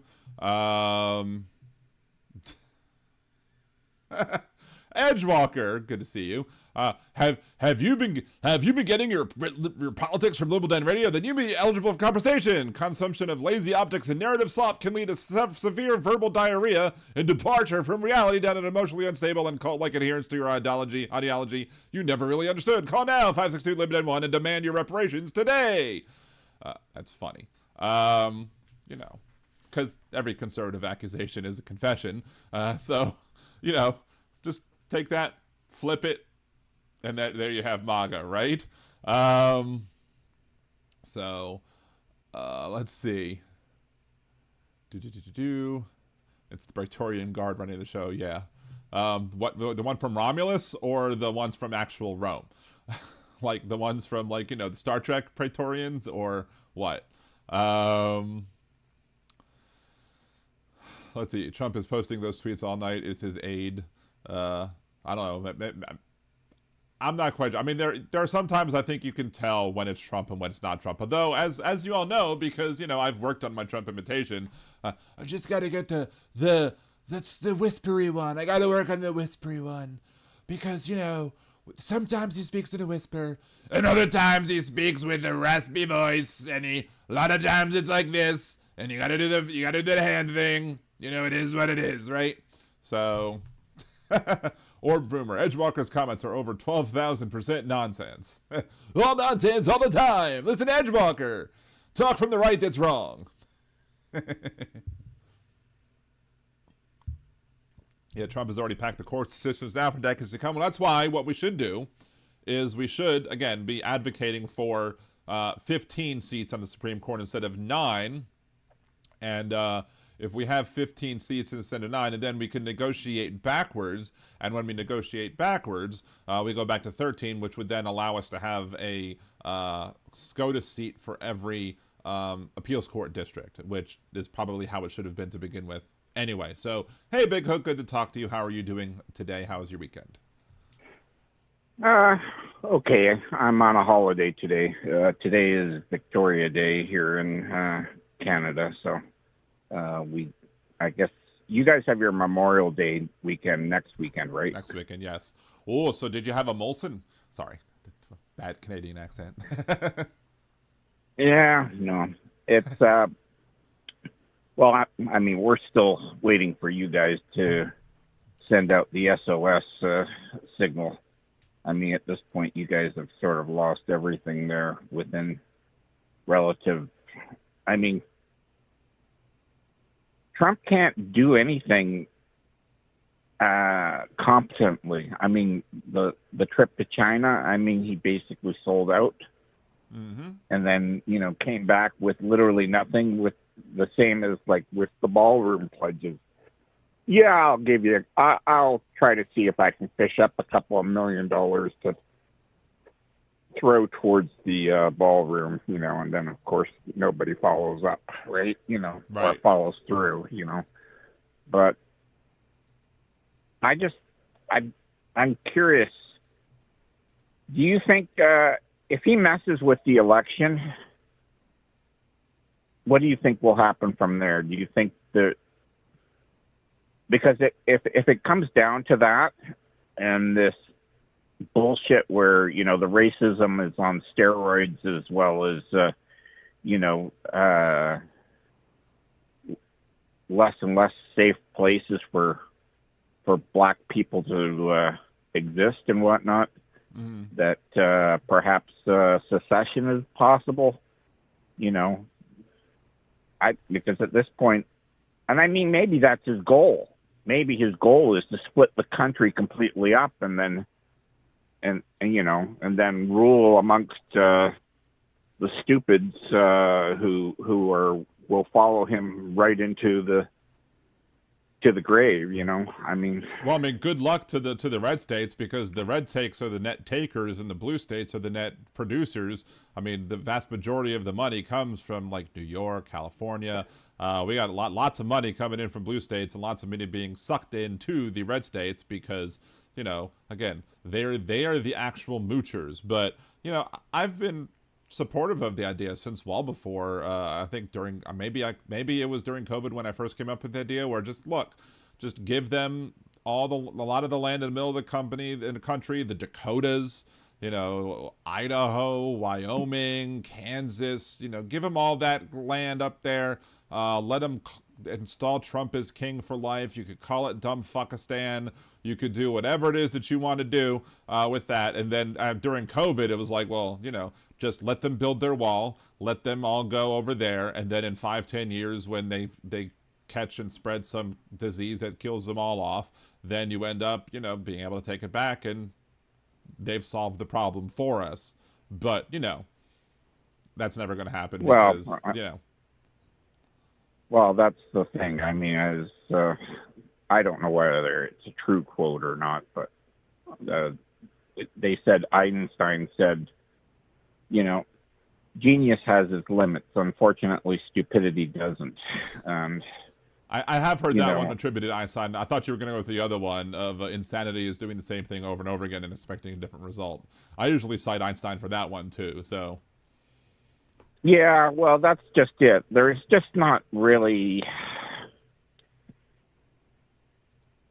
It's wasting your time with these people because they've got all the pivots there, They'll do the whataboutism. They'll do the, well, you realize that Democrats used to be racist as well. And it's like, Jesus, do you remember history? Right. And you keep telling them the same thing. The Dixiecrats turned into Republicans because they didn't want to give up, slave ownership and all that sort of stuff, as well as, even giving people civil rights. I mean, the best retort to them is like when they complain about tearing down the monuments. I'm like, oh, so you want us to keep up the monuments to the Democrats? Like they complain about the monuments, and then they say, oh, the Democrats are the racist party because they're the ones who started slavery. I'm like, okay, so why do you want to keep the monuments to the Democrats up then? If that's how you feel about it, then why do you want to keep that up? And look, there's an episode of Liberal Dan U that covers that very topic about the whole party switch and how it actually happened and how it's not a myth like the conservatives want to say, because they can't handle simple things like facts, logic, or reason. So, well, at this point, I just don't see the point in arguing with them. You can't argue with them. You can't talk to them. You can't convince them otherwise, because the problem is that they've gone too far down the rabbit hole, and they have sunken cost fallacy beliefs that my father voted Republican, my grandfather voted Republican, and everybody else has voted in my family line has voted Republican, and it's a family generational failure of fuck ups who want the country to collapse because we don't believe in intellectual values. We don't believe in we're very suspicious of people who are educated, who know more than we do, because we think that they're all out to get us, when in fact it's the opposite. They're actually out there to try to help you. Whether it be the vaccine conspiracies as well as everything else. How the hell did you guys get into this mess? That's the thing. Back to what Donald Trump said after the Nevada primaries. He loves the poorly educated, and he wants to make sure that there are more people who are poorly educated, because then they'll just believe everything that he says, because they treat his word as if it was the gospel, which is why you see people like again today. You had the people at some prayer meeting or whatever talking about how trying to compare Trump to Jesus or whatever, like Jesus came back so that Jesus ran so you could fly, or whatever the hell kind of stupid ass comments they made about him and, his divinity. And it's so bizarre to see people who are so-called Christians, so-called moral people, just, worshiping a guy who bragged about grabbing people's genitals without consent, and, who cheated on every single wife that he had, or whatever. All of his wives got cheated on, but somehow he's this paragon of moral virtue. Bizarre. Yeah, but that's just it. The problem is that, the maggots basically have only read the Old Testament, and they believe in fire and brimstone and, cruelty, because, that's what the Old Testament had, which was God being angry at the people and constantly punishing them and putting, tests of faith amongst them, to say, oh, you have to kill your own son, or this sort of stupidity and whatnot, and that's the thing. That's why I don't believe in religion. I think it's just silly, to be honest with you, because we have the law. The law tells us that this is how you're supposed to treat people. You can't steal from people. You can't murder people. You can't endanger other people. You can't, it's relatively simple. And there are people who I think maybe benefit from religion, in that some people use the threat of, eternal damnation as justification to not do bad things, and or they use, a lot of times, certain 12-step programs deal with, their, channel the people's, deal with addiction through faith. You might argue that you're replacing one addiction with another at this point, which maybe that's not great, but when it starts, being pushed in government, like, people wanted to, make Christianity the national religion or whatever, when you want to have the 10 Commandments in the classrooms, but which version, who knows, but it's probably the one from the Christian Bible, not the Jewish one. You have those, and that's when it starts. I don't give a shit if someone wants to, as long as you live a good life and you're not harming me, I don't care what religion you practice. But once you start trying to push your religion on me, that's when I have the big problem with it. So. Well, if you want to believe in the Easter Bunny and Santa Claus, that's your choice. It doesn't hurt anybody. But the thing is that the Christian. Hello. Did I lose you? I don't think I lost the stream. I think we're good on the stream-wise, but I don't hear Big Hook. So, and tell some other person all the horrible things that you've done, and that you somehow, in the back of your mind, are wondering whether or not you shouldn't have done it, and to get a confirmation from somebody in a booth that will basically tell you, yeah, you're a piece of shit, go say 12 Hail Marys, and and go fuck off until next time. You know, I mean, that's just silly to the point of, you know, and that's the thing as well. The accountability isn't there, and the accountability that we do have in place is within, you know, the police, who basically are psychopaths, who basically run a script to basically enrich themselves as well as the government agency that they represent. You know, they constantly try to put you in a corner, you know. I mean, they pull you over for bullshit reasons half the time. They say, oh, well, I thought I saw something, and, you know, I mean, it's I thought I saw a putty tat. I was literally about to do the same thing. I was literally about to say, I thought I saw a putty tat. You know, I mean, brilliant and minds think alike, right? But you know what they say about, you know, what we say about personal accountability here on Liberal Dan Radio, Talk from the Left. That's right? That personal accountability is an idea that's so foreign to MAGA that they've already tried to deport it. So, yeah, but here's the other question I have, which is, if Trump manages to bankrupt the whole entire government and then leaves office with this huge deficit behind him, like the last time, how are they going to just, I mean, I just don't see how you can bring back the country on life support without taxing the billionaires and fixing what's wrong within the economic system.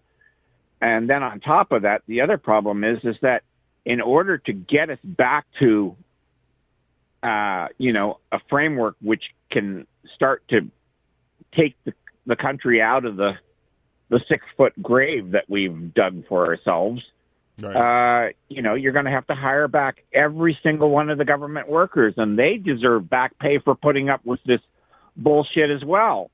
And then the next question is then who also should pay for it should be the Republicans, because they allowed all this crap to go on, and they didn't take their job seriously, which is to be a check to the president, doing things that are illegal as well as immoral, as well as not in the country's interest. And, you know, I just don't.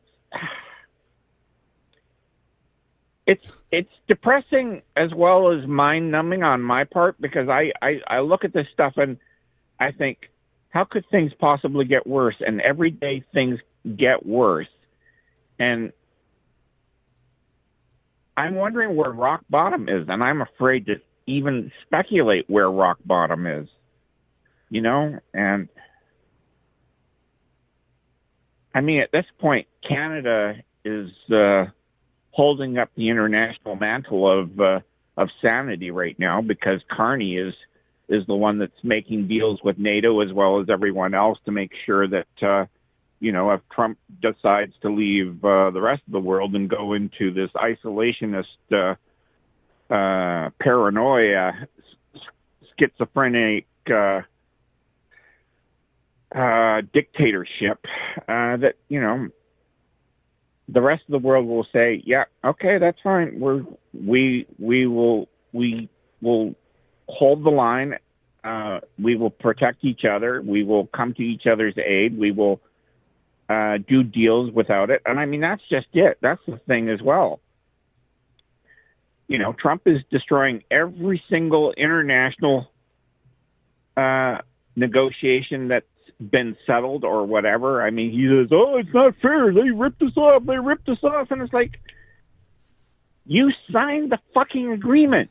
You even renamed it. You did everything. And at this point, you're looking at it and you're going, where are the Republicans? And that's the thing. Where are the Republicans? Because they're not acting like adults. They're acting like idiots, and they're allowing criminals' actions to occur right in front of them. You know, and when, you know, they went after Hunter Biden and everybody else, and they said, okay, that's a fine accusation. Where's the proof? You know, and they can't prove anything. You know, Right. they constantly throw around accusations when in fact it's them that are actually doing it. So they go, oh, gee, I just got away with this. I better go and blame the Dems of that, of which I am already guilty, because then it'll take them even longer to figure things out. And then if I convince enough idiots out there to vote for me again and again and again, you know, I will effectively get away with it. And that's the thing. Right. That's what I mean when I'm talking about accountability. The Republicans have never paid the price for all the bullshit that they've done, whether it be the wars, whether it be the economic turmoil, whether it be, you know, charged with murder from all the people that they've killed by deregulating things and making unsafe water as well as other things. And, you know, I mean, I just don't know. I don't know where it's going to go and how far like I said, my fear is, what is rock bottom? And the question is we keep thinking we're hitting it, but then of course Trump's like, hold my beer. Well, I guess he doesn't drink, so hold my ivermectin, or hold my whatever, and, you know, hold my ketchup that I want to throw against the wall, so he can show you just how much more bad this country can get. Anyway, any other comments before we head off? Here I gave some thought to this a little while ago, and I thought to myself, one of the reasons I don't like AI, and I know you like it, but I'm not a fan of it at all, because number one, it's intellectual property theft, because they've gone and taken everything and stolen from actual human beings who did the thinking and came up with the principles as well as everything else. But we were AI. We were the learning model. And the LLM, the large language model, was the internet as well as books and libraries and everything else. And what they want to do is take that joy of learning stuff as well as being competent professionals away from us, you know, and that's just it. There was nothing wrong with the system that we had before. Now, if it was within the government's hands, where it would be like, oh, this is going to help scientists speed up processing of research as well as other things, I would say, oh, well, that's useful. But what it's currently being used for right now, you know, outside of stealing intellectual property, you know, using, you know, bits and samples of other people's music and then deciding, oh, we'll just make it just different enough that that nobody can come after us for copyright, you know, that sort of stuff. Right. You know, and I get it. It's a toy. It's a neat toy. It's fun to play with and whatnot. But all the advantages that it touts about achieving, I haven't seen any of them. And I think Hal Sparks is a smart guy. It helps my show grow a little bit. I mean, it has helped me go from like 5,000 views to 70,000 views in a month. I mean, that's the benefit it's helped me. But again, I'm not, you know, I'm probably not using it as maybe unethically as maybe other people do, because I don't want to use it to, you know, make people actually say things that don't want to say. If I want to make Donald Trump say something that he's never said, I'll do it with my voice. I won't do it with an AI voice, right? But look, I get it. You know, I get that there's a lot of people, and I mean, I could have, you know, Demonox has been on the, you know, I don't know if we've discussed this on the show or in chat or whatever. Like the first patron, Demonox, the one who made the Bustin' song, the Ghostbusters theming song or whatever. He has some arguments countering to, you know, whatever, that, you know, all learning is based off of learning off of what other people have done or whatever, so it's just mimicking how humans learn or whatever. But at the end of the day, my biggest thing is that, you know, we always going to have, innovation that takes place. And this is just another example of innovation. The problem is that we're not regulating it well enough, that we need to regulate it well enough. And you're never going to see good regulations under Republicans because they hate regulations, because they don't give a shit if the people are harmed in the creation of profit, because to them, profit in and of itself is the most moral thing you can do, or whatever. I guess. Well, that's what I was saying before when I said that the difference between a Democrat who goes in and tries to get elected with small donors versus the Republican who basically goes in with a corporate as well as a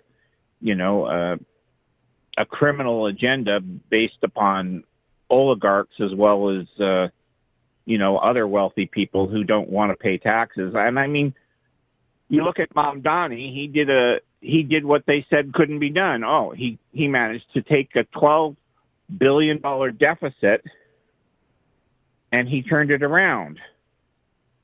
And he did it very smartly and he proved it can be done. But that's the thing. Republicans always try to convince you that, oh, no, it can't be done. It's never been done before. We can't possibly entertain this new thinking that people should have universal health care, a living wage, union protections, civil rights. I mean, that's all horse shit as far as I'm concerned, because it's a dog-eat-dog world. And as far as I'm concerned, you're the piece of shit that I just pooped out there on the street, and I want you to step in it now. And well, to quote Norm from Cheers, there's a dog-eat-dog world, and I'm wearing kibble underwear. So, anyway. Yeah, exactly. Anyway. But thank you so much, Big Hook. Appreciate you, as always. We will be back on Wednesday to chat about more stuff, and I guess you can call in and maybe you can sing me happy birthday, right? I don't know how you feel about your singing voice, but maybe you'll call in and sing me happy birthday. Right? I think people would object if I tried, but there you go. You're saying I might lose viewers? I'm saying I might lose support. But fair enough. Good enough. We want people to keep loving you. I can happy birthday to you. I mean, I can do it in a spoof way, but I can't really. But anyway. All right. Thank you so much, Big Hook. I'll talk to you later. On to the next caller who has figured out how to save the world. All right. Have a good one, man. Bye. Yeah. Bye. Oh, you all got to hear the hang up or whatever. I'll leave the thing on for a second, leave the call thing for a second or whatever. Let's see what some of the things that Edgewalker's talking about. Let's see. Have you seen the prices of medicine Trump has lowered by absurd percentages? No, I've not. We've gone over. There is an episode of Liberal Dan Radio, Talk from the Left, That's Right, that we've gone over this. In fact, Hal Sparks did something similar to what I did earlier tonight on his show. But I guess like Simpsons did it first or whatever. Like I actually did that before Hal did it. He just has a wider audience than I do, so more people might have seen it at this point. But yeah, all basically Trump did with that is half of the stuff that's on. I don't know if it's exactly half, so don't hold me to half. But there's a good chunk where all TrumpRx.gov is a redirect to like Eli Lilly's cost saving program or to some other drug manufacturer's cost saving program. It's not. Oh wait, hold on. We got somebody else calling in. Yay.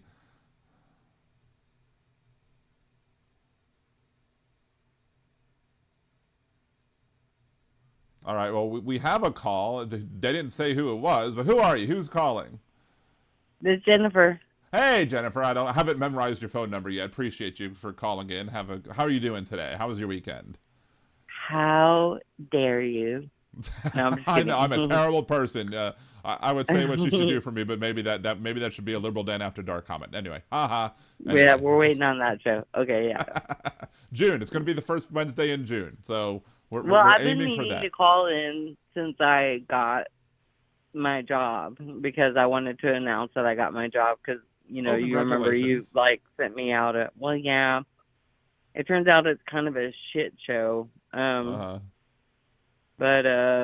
I But guess, better a you know, shit I show gotta where you get paid consider than not a myself shit show where you blessed don't get and I paid, have a right? paycheck. Yeah. Yeah. Yeah, Paycheck as is long as important. they don't torture me too much. Yeah. But hey, first of all, 'Cause thank you, I'm a little thank you, different. Surrender Monkey. Surrender Monkey gave a 10-pound chat over there in YouTube. Thank you so much for the super chat, Surrender Monkey. Anyway, back to Jen. I don't always blend into the corporate environment very well, so it takes a little while for people to get to know me and everything. But yeah, good pay, and then if I work there long enough, then I can live on the property for a discounted rate. So Oh, nice. just trying to make it through day by day. I wish that, well, I'm hoping that things kind of like smooth out and I feel more job confident and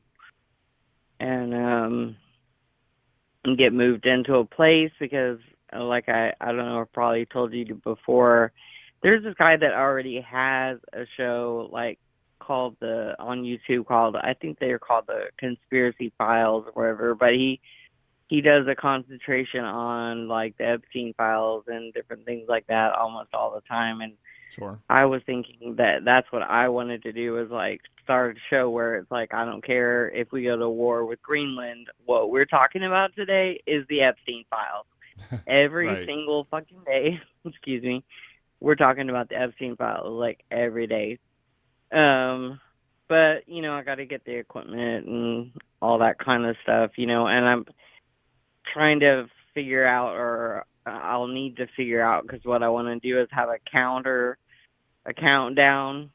timer kind of on since the day that they were supposed to release all the Epstein files, since counting down all the days, or counting up, so let's say all the days that they have not fulfilled the law, which is to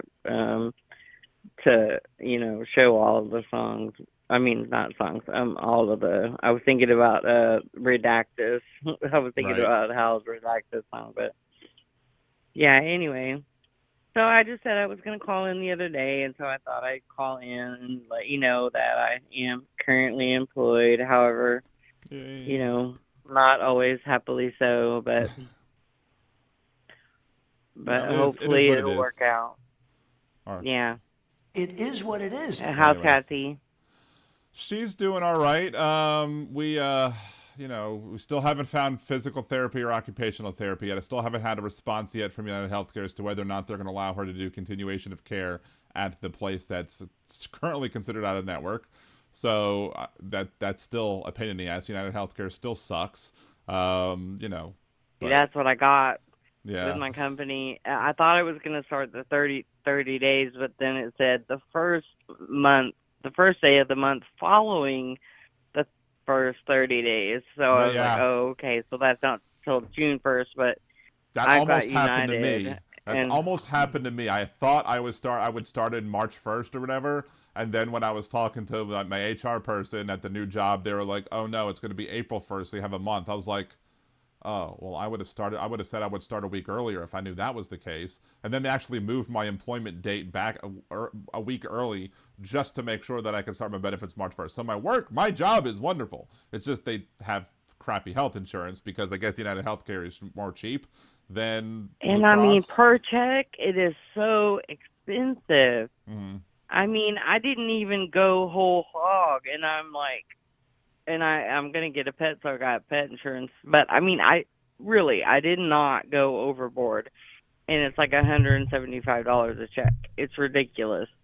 And I'm jealous. The thing is that I mean, I have a family plan, but well, I don't have. I'm a single girl as of right now. But I'm just worried that you know, I'm on a current because since I was unemployed, I was on public health care, and I'm just worried that when I get a new doctor, like the situation you're in, that they're not going to approve the medicine regimen that I'm on right now. You know, that they're going to decide that, you know, they don't think it's appropriate or blah blah blah, and try and change it up. But so I'm going to do everything I can. I want to get a documentation from my current prescriber, you know, that I've been on this regimen for this amount of time and that I've had steady results and all this kind of thing, because that's going to be like the biggest nightmare is if once I have to wean myself off of what I'm on now and the new insurance kicks in and I get a new doctor, are they going to continue my medication in the same way that I have been used to taking it for the last year? Right. And, you know, And I it's hope so they don't weird, want though. to try It's so and weird because reinvent the freaking wheel, you know. I'm on one pill that used to require like blood work to be done all the time, and then and under the new one, it's like, nope, you can take it. I'm like, okay. And then and then there's the other ones that it's like, now you need to jump through all the hoops. So it's just bizarre what they require. And then another one where they say I can't use the generic, I have to use the name brand, and I'm like, that's weird because normally it's the other way around. It's United Healthcare and they're stupid. That's the only answer I have to that question, because I don't understand. I've had United before, and I did get connected with the Kelsey Siebold network, which I was actually really, really happy with, because they had a really easy interface where you could go in and across disciplines of your doctors, go in and see all your charts, all the tests that you've taken and things like that. And it was really nice to have, you know. So, but yeah, we'll see what's going to happen. I don't know. But anyway, I just thought I'd call in because you hadn't had the phone open because you've been going through so much. And yeah, I was going to see like maybe eventually if I decide to put together a show, if you had some old equipment that maybe I could buy from you or something like that. We could work stuff. I don't know what I have to buy, but we could work stuff. I could definitely try and give you a hand and try and you know, get some stuff all together and the best way to do it, because a lot of the stuff that I use is free or cheap. So yeah, but yeah, again, yeah. Congratulations on the job, and I'm glad to hear your voice again. And we will talk to you again soon. Appreciate you, and have a great rest of your night. All right, bye. All right, Jen. Everybody, thank you so much. Back to the comment about Edge with Edgewalker. Yeah, most of the stuff on Trump RX is, you know, a lot of it is just, hey, here's the link to Eli Lilly, here's the link to this, like for Zepbound. It's not, we're giving you a federal government benefit price, we're giving you Eli Lilly's card, it's just a link to it. And then a lot of the other ones, it's just GoodRx basically rebranded into Trump RX. So it's GoodRx to Trump RX.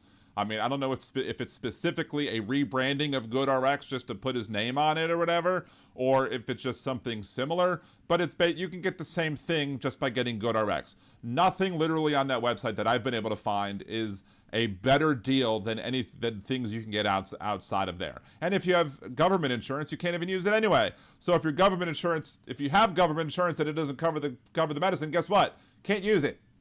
Too bad, so sad. So what was the other thing you said? This comment. No, a safe white majority country with law and order. Why does white have anything to do with it there, Edgelord? I wish there was a load of foreigners here, preferably illegal. Do you refer to anybody else as illegal, like people who commit crimes? Like if somebody crosses their border in violation of our border policies and you're going to call them an illegal. If somebody steals a car, are you going to call them an illegal because they committed a crime? Or are you just going to refer to them in some other way?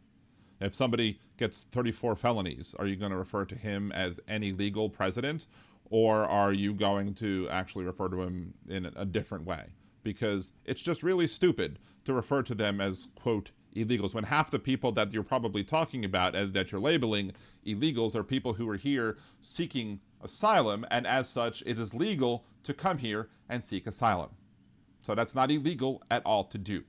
So, and it's like, oh no, I'm making money, how horrible. Yeah, you know, people who, how much are people doing better with all these tariffs?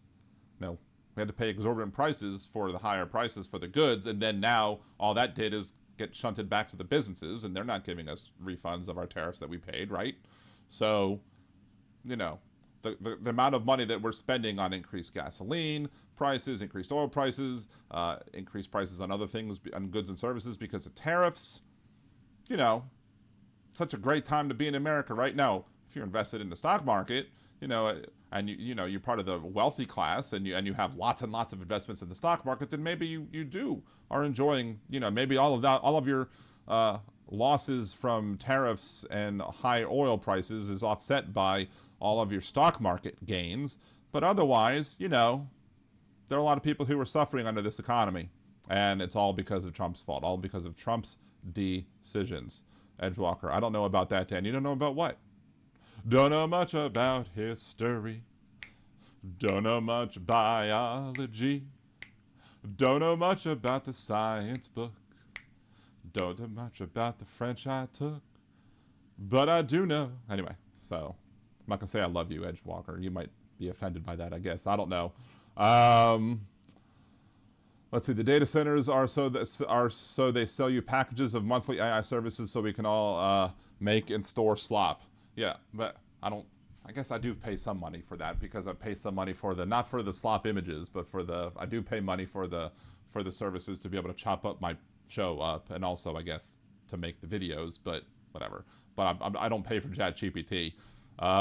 Even though I was able to, one of the things that ChatGPT was able to do for me, and maybe I stole a job from an attorney, I don't know, is that I've been using ChatGPT a lot to just throw a lot of spaghetti on the wall as it pertains to this whole bankruptcy suit that's going on with my former employer. And I literally just filed my claim, I guess, and the documentation for my claim earlier today, simply because I was actually finally able. I got everything all put together. Now I don't know how much of what I'm claiming that I'm going to get. One of the things that I'm claiming is that wasn't, I guess, included, I think, in their calculations of what might be owed, was simply the health insurance plan that I had at the previous job was self-insured. It was self-funded, so to speak. So whatever premiums I paid towards McGlinchey, that's my old firm, whatever I paid towards them, some of it McGlinchey would pay for the administration, and Blue Cross Blue Shield administered the plan, but the costs of the plan that were born from the coverage would come right out of McGlinchey's pocket. So, or from our premium dollars plus other money that they put up. So if, for example, they had a really good claim year, then they would be collecting in the premium funds and would be able to, I guess, roll it over the next year. But if they had a bad year, then they had to raise our rates. Apparently they had a bad year 2 years ago and had to raise our rates. And then that last year, well, I know they had a bad year last year. And then this year, when the plan went defunct, because this McGlinchey is no longer available, so therefore COBRA doesn't apply, because you can't have COBRA if they're going through bankruptcy. Because of that, any claims, Blue Cross no longer administered the claims. So I could still get an explanation of benefits. I could still get a statement of my benefits or whatever. I had to get the statement of benefits for my wife and my claims, which made it more succinct. But I had to use an explanation of benefits for one of my sons. There's about $4,000 in overall billed charges that could potentially come my way, because by the time those companies or those providers got around to pay or submitting the claim to Blue Cross Blue Shield, or Louisiana Blue as it's called at this point, by the time they actually got to that, guess what? They were no longer around, so Blue Cross wasn't administering anything. So all I have, those bills now come to me. I've gotten one of those bills, one of the more cheap bills, but I'm anticipating other bills coming through. And I have a cost-sharing responsibility of some of it, but not for all of it. And I basically did I had to do all them. I had to go dig in deep. I had to go find from my old sites how much of my deductible I had used, how much of a max out-of-pocket I had used, how much of the family deductible remained, how much of the personal deductibles remained. And then I had to figure out what go find out the plan documents and see, okay, what's the other cost sharing after you hit your deductibles? And then at that point I had to be like, okay, well, here's the bill, and here's Here's what I was billed overall. Then here's the cost sharing portion, and here's the remaining portion of what McGlinchey would have paid had they still been in business, but they're not. But they're going to come after me for it, which is I'm hoping I will get that money back that they should have paid out. We'll see. But the other problem with that is because for some reason Blue Cross on those explanation of benefits, on those statement of benefits or whatever it is that they gave me, they didn't include the in-network price. So I'm going off of the billed amount, not the in-network amount. I don't know why they didn't give me the in-network amount, but again, I can't answer that. I can't answer why they couldn't have just filled out that very simple idea. Maybe since the plan was no longer in its existence, they can't figure it out because in-network rates for certain plans or certain what policies are different for the same procedure. I don't know. But it's just more pending financial stress that could happen if they are not able to pay it all. Now, if they do pay it out, then I'll be able to cover their, both portions. But if they don't pay it all out, I could be royally screwed yet again because of what happened and other people's decision making. So,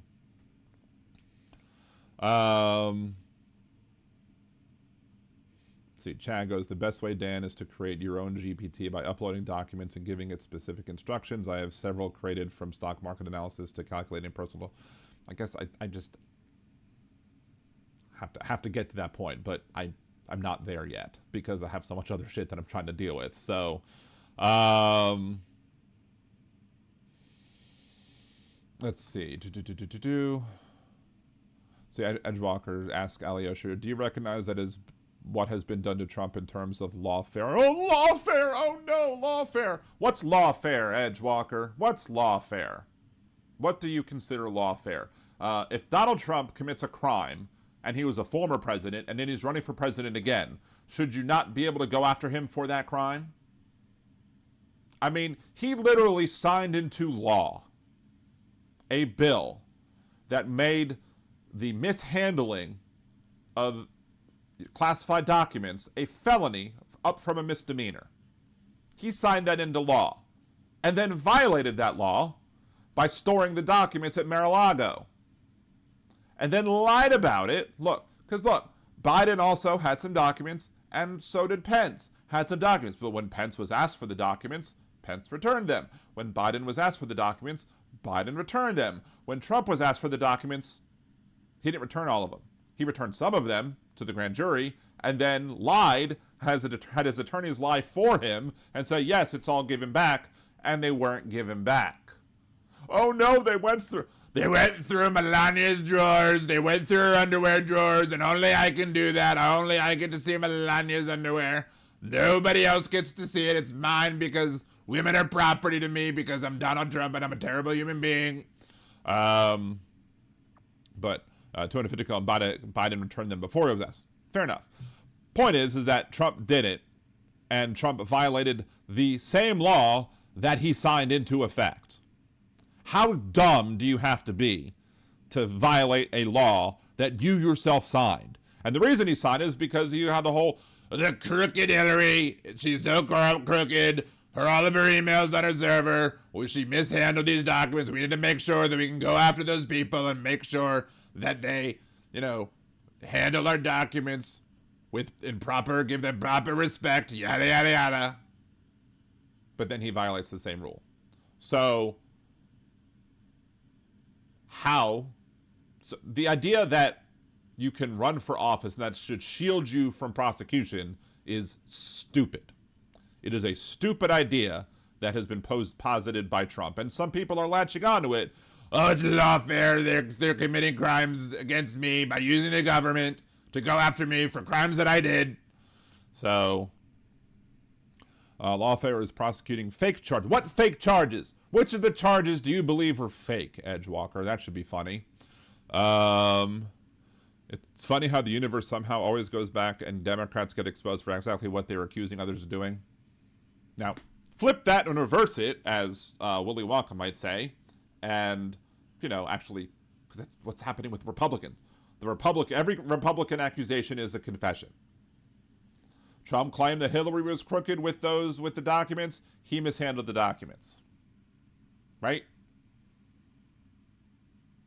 I mean, the idea that he has been gone after with lawfare. Meanwhile, I'm sure you said nothing, Edgewalker, when Donald Trump was running for president in 2016 and he was leading the whole locker up chance. He literally was threatening to use government to go after somebody who was a political rival simply because she was his political rival. And I bet you said nothing about him doing that.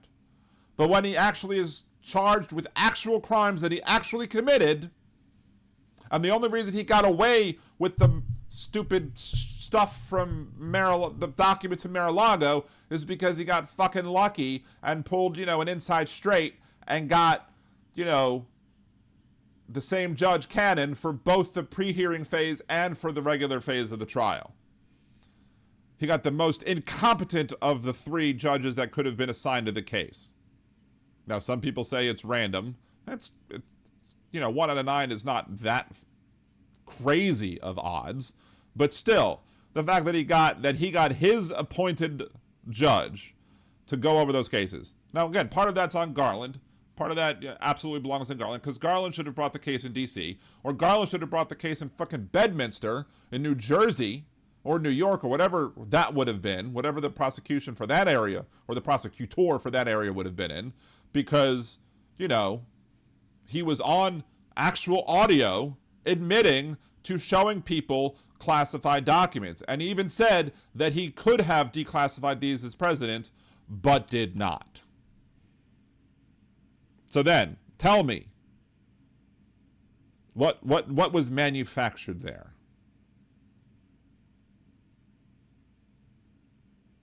Edgewalker. Good, I think I should lock up.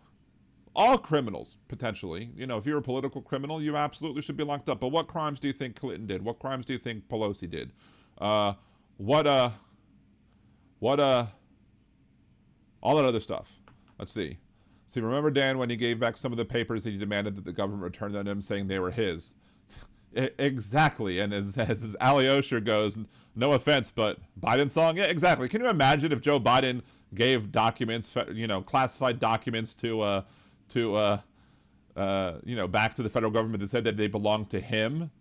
If Trump does it, it's fine, but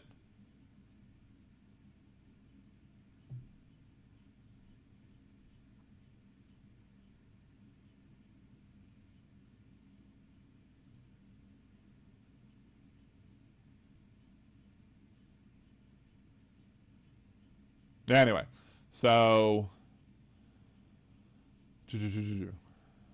Alyosha's, I really like Hal's AI song, "This Is Some Bullshit." Yeah, Hal's "This Is Some Bullshit" song is a banger. I don't know if it is as good as Have It On.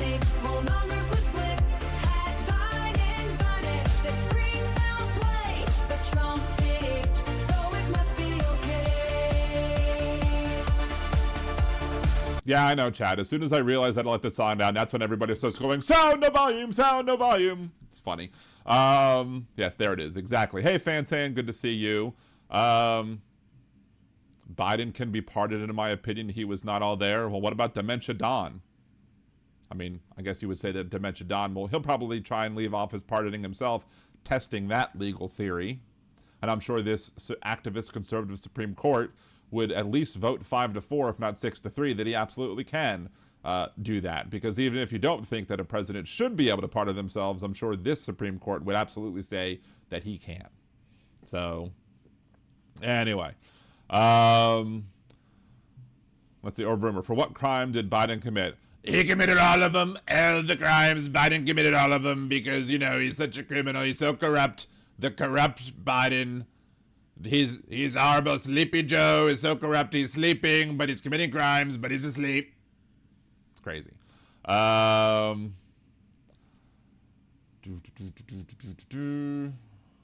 What else? Let's see. Executive Order 14297, titled "Delivering Most Favored Nation Status Prescription Drug." The order aims to reduce the cost. Aims to, you morons of MAGA. Yeah, aims to reduce the cost. Yes, it actually doesn't actually do anything to reduce the cost. And in reality, as we've covered, again, you want to get Zepbound and Manjaro on Trump RX, you click on the link and it sends you over to the Eli Lilly website. So you didn't need Trump RX to get you there. All you needed was Google. Is that the new version of the Beatles song? All you need is Google. All you need is Google. All you need is Google. Google's all you need. Anyway, there's nothing you can search that can't be searched. Anyway, yeah, had Biden had 34 fraud felonies, they would have absolutely locked him up. But, you know, I guess, you know, if Trump never uses that bathroom, I guess in Mar-a-Lago, did the documents that he had stored there actually exist? If Trump can't see it, you must not exist. That also includes the Epstein list. Object permanent, a milestone missed. If Trump can't see it, he must not exist. Biden opened the border and implemented net zero. Biden didn't open the border.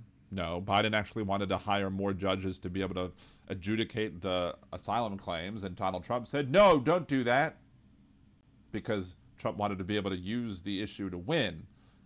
So he told the Republicans to not get stuff done on the border. That's, you know, what Biden did there. He guaranteed the war in Ukraine. How does that make sense? Absolutely not. Putin invaded Ukraine. That's all Putin's fault. Why didn't Putin invade during Trump's first term? Simple. Trump was ceding power to him in the Middle East. Trump was already weakening NATO, so Vladimir Putin didn't have to raise a finger to gain more power on the world stage. But under Biden, who wasn't as weak as Donald Trump, especially as it pertains to issues of Russia, Biden would stand up to Putin. And as such, Putin, if he wanted to grab more power, needed to grab more power by invading. So that's that. I don't know. Y'all are so weird on Ukraine. Like, it's just so bizarre. Y'all used to hate Putin too. Man, when Obama had that open mic thing about how we would be more able to negotiate with Putin and with Russia back during the 2012 campaign, y'all were crying about that. Y'all couldn't believe he would have the audacity to say something like that. But now Donald Trump literally, like, puts his cheeks between Putin's cheeks so far up there that he could taste the borscht. You have no problem with it. You have no problem with, you know, Trump being Putin's little, right? Not to mention the Burisma debacle with Hunter Biden. Anything that Hunter Biden did, you know, is Hunter Biden. You know, if Hunter Biden happened to use and name drop his dad's name when doing, that's not his dad's fault. It's Hunter Biden doing whatever it is that Hunter Biden did. Now, we can argue on whether or not what Hunter Biden did was wrong or not, but it has nothing, there's no real evidence that, you know, Joe Biden was responsible for all that crap. You know, you have no problem when the Trump boys go out and make deals with Qatar and Saudi Arabia and all the other ones and actually use their family name to try and, you know, make themselves billions and billions of dollars. You have no problem with that. But you have a problem when Biden's sons does it. So maybe I should rename it Had Hunter Done It. Had Biden done it, MAGA would flip. Had Biden done it, whole numbers would flip. Had Biden done it, they'd scream foul play. But Trump did it, so it must be okay. Yeah. What is it? What was it? The Biden or the Burisma barnacle? Arg, avast ye mateys. What is this? The Liberal Dan Reads MAGA comment show now? I mean, I read most of y'all comments regardless, and so when a MAGA is in the chat and a MAGA is going to say something that's, you know, MAGA-rific, I'm going to respond to the MAGA-rificness of it, right? New word, right? I have the best words. Nobody has better words than me. The Liberal Dan Radio talk from the left, that's right. Gotta do this. Whatever. It's content, bro. Let's be real. It's not like anyone else here is inside to push back off. Are you here for confirmation bias, feel good, vent, and cope? I mean, yeah, conservatives do give me content to use. That's fine. But, you know, yeah, I am going to respond when MAGA folks say MAGA shit. So, hey, Karen, good to see you. Thank you for joining. Appreciate you. Anybody else I might have missed, I apologize. Again, first part of the show, we were having Lauren Jewett on and discussing all of the shenanigans going on with the Louisiana congressional elections. What's funny is it's like, I don't know who was planning on qualifying for all these other districts or whatever. I could sit here if I wanted to. I might be in District 2. Maybe I might end up in District 1. I don't know. But it doesn't matter. I could run in District 6 in Louisiana, running from another district. And again, because I don't have, because we don't have a federal constitutional requirement to live in the district that you represent, I could absolutely go get 250 signatures and be like, yeah, I'm running for this seat. I'm running for this seat. Look at that. Be hilarious. But not that I know if I'm going to do it or not, though my friend John, who's also been on the show, who is trying to run for the Senate and now is suing the state over the ridiculous of the new law, still trying to encourage me to go run for something. But it's just a matter of, now that I only need 250 valid signatures, it'll be rather humorous if I could be on the ballot. Like, I'm going to let me go run for District 3.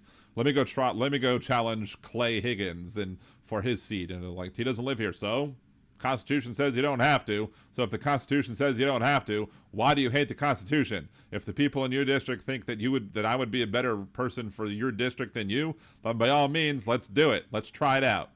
Not saying that I am going to do it, but that would be, I think, the funniest thing to do is if I ran in like District 3 or some shit like that.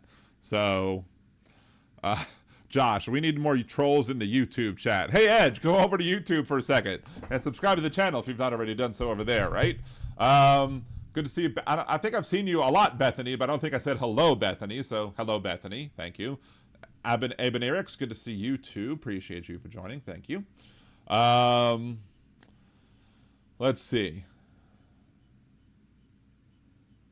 Let's see. Hope your wife is doing well. Yeah, we talked about that a little bit with Jan a little bit earlier. But yeah, she's doing well. I mean, she's walking around better around the house, and she still uses the walker to get around the house, but she has used the walker to get into the house from the car and just kind of follow her with the wheelchair just in case she loses her balance and needs to fall backwards into me. That being said, again, hopefully at some point we're going to find her the occupational and physical therapy that she needs, because as of right now, she hasn't been able to get it because they won't cover it where she used to go, and we can't find another place where she can go because United Healthcare sucks. So, Karen Ames, I'm glad Dana's reading Edgewalker's comments so we don't have to. Ignorance is bliss. And if ignorance is bliss, then MAGA must be one happy bunch of motherfuckers. Anyway, good to see you, Steven. Thank you for joining, even though we're probably about to end the show pretty darn quickly. Anyway, post-show, now that the show's almost over, though, I do want to get the opinion, though, because I do have my camera lower, and I have kind of, sometimes I'm looking off here, sometimes I'm looking off here, sometimes I have been trying to remember to look at the camera. Compared to previous shows, do you like where the camera is now versus where the camera used to be higher up? And what other improvements do you think I should make? I guess let me know as we're ending the show, what your ideas might be as it pertains to that. I mean, my friend did believe, Crafty Little Devil over on TikTok, said that it did look better with the one look, I guess with the smaller screen when I was interviewing Lauren. That being said, I'm still not convinced that this is the best place to have the camera, so I do want to get your opinion because you are the regular viewers, so you see me normally and are seeing me today, so let me know which one you think is better, right? And if you're watching this as a side clip or whatever, also let me know as well. I don't know how much I'm going to cut from this. I might just do the pre-calls and then the after-calls segment so I don't have to include the calls in the little thing that chops everything up. Steven's been lurking in the side. Well, thank you. Thank you for lurking, and thank you for being around, and thank you for liking and subscribing and all that good stuff, and being a liberal danimal. Let's see. 250 km has keep it up like you had at the start of the keep it up like you had it at the start of the show, but move the light where the light's from underneath below your glasses. See, I'm wondering if I just tilt it back a little bit more. Thank you, Alyosha, for the 11 bits. we will play around with it some more and try and see how it does. Yeah, again, it's like, I know a lot of times when I see people using that, usually it's like they put the cell phone in the middle of the ring light, so when they're looking at the ring light, it's right there. My problem, I think, is the glasses. So if I was doing it like this, you wouldn't really see the glare as much because I wouldn't have glasses on, and I don't wear contacts. But because I don't wear contacts, right now when I'm looking at the camera, as I'm trying to read the text, all I see is blur. And all I see over there is blur. So it's all blurry. So this might very well be better without the glasses. That being said, I need my glasses so I can read what y'all are typing, or read what I'm putting up on the screen that I'm reading from the news, or read whatever it is that I want to read. So so either I got to invest in contact lenses if I wanted to have, you know, this right there, or I need to find another place to put it. So having it closer seems more confident. Fair enough. But yeah, the question is, what works best for you? I don't know. The reason I'm doing this is because the comment from my friend was simply the fact that my friend Elizabeth, basically, the thing that she was basically saying is that if you have a more professional looking show, then maybe more people might stop and be able to say, hey, we like this professional looking show. Maybe we'll like it. Maybe we'll subscribe more. Maybe we'll follow. Maybe it'll help with the algorithm more. So that's the intent here. It's not necessarily, you know, what I think, because I've at this point, as of right now, when I figure out how I want things to be, like, I basically have it sitting on top of 3 boxes right now. Like a box of greeting cards, of Hanukkah cards from like years ago, a box of the game called Illuminati, and a gift box that had a little glass ball from one of my previous employers, and then I have that. So, and then I have the ring light just kind of hanging off on the side over there. So I haven't quite yet. So if we figure out that this is how it should be, then maybe. Because one of the other suggestions that my friend made was have it between the 2 monitors right here. So I'm looking at the 2 monitors right here. And I guess if I look left and right or whatever, then whatever. But still, I mean, I'm not looking at it right now. But maybe if I was looking right here and looking back and forth, wouldn't be as difficult. But I don't know. We'll see. But I don't know how I would put it right between there so I could have it right between the 2 as well. I guess I can kind of put it like kind of a combination of here and split this difference of the screen. I don't know. Wait, what did Jeff say? Dan, put the glasses on the tip of your nose like normal people approaching 50. Are you trying to say that I'm old and that I should have my glasses right here because, I'm feeling like I'm, you know, getting a little bit older and I need to be like an elderly person apparently, right? So... So, thank you, Josh, for that. Needed a good laugh, right? I missed what Jeff said. I don't know where Jeff said what Aaron was reacting to. I'm not exactly quite sure. But anyway. Smithers. Oakley dokley.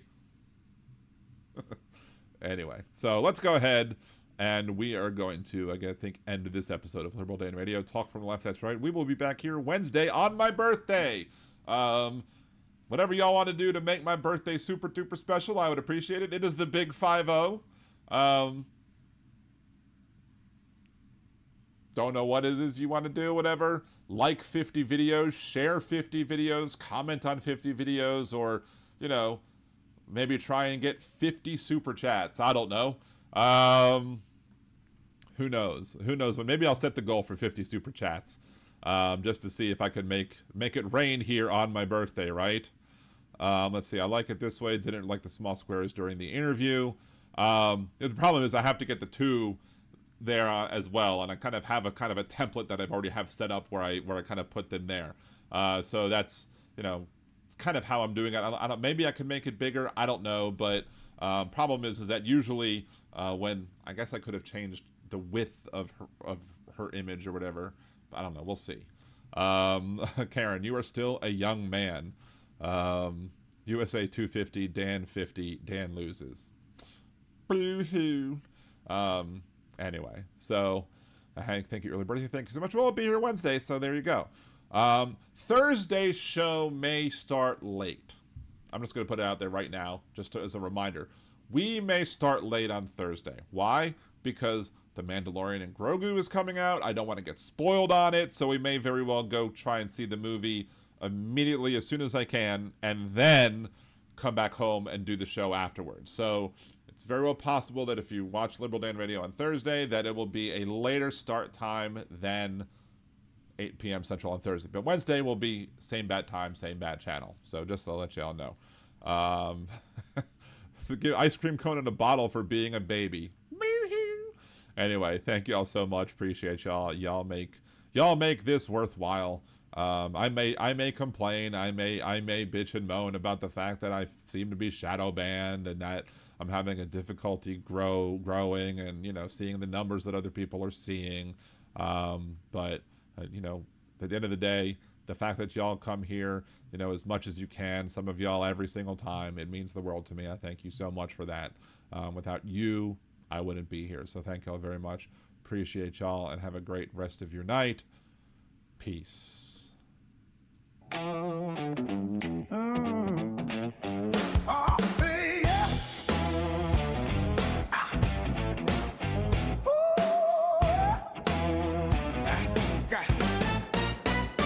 He said nobody who healthcare could be so complicated. The Obamacare debate was 6 months litigated. Years of med school debt got capitalized. Insurance claim forms so high they nearly capsized. But he wouldn't know the frustration of trying to get prior authorization. Everybody knew, the whole world knew, the doctors, the lawyers, the CBO crew. Oh, 30,000 pages already reviewed. It wasn't a big secret. We knew.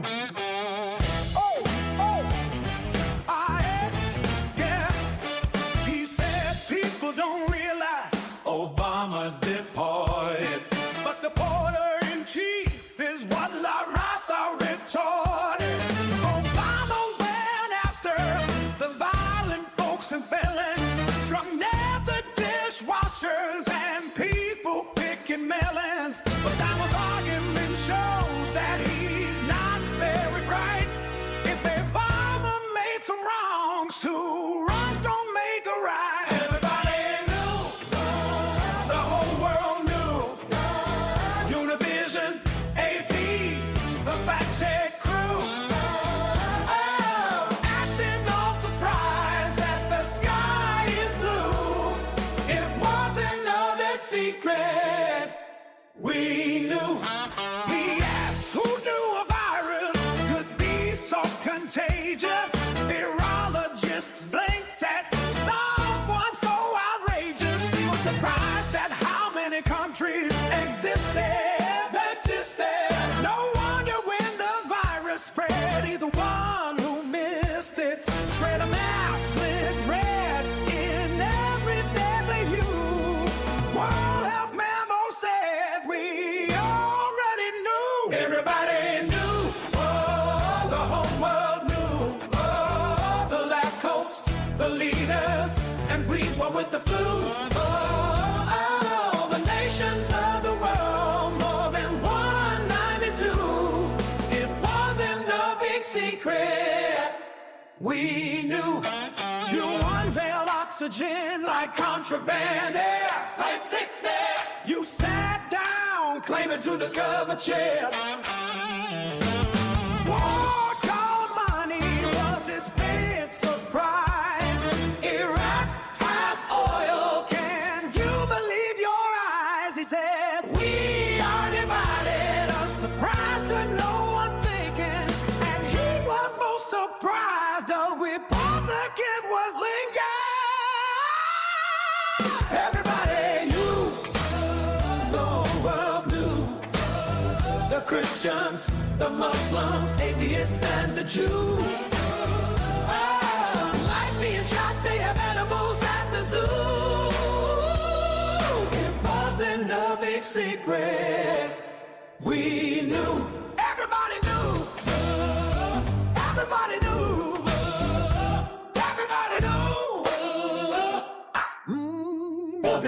do.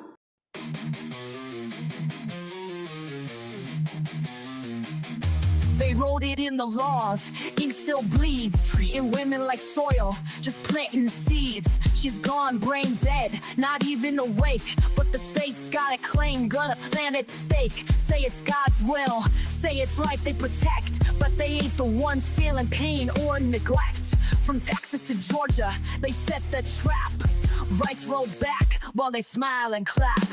Gilead's here, this is true. Hey, MAGA fools, they'll come for you too.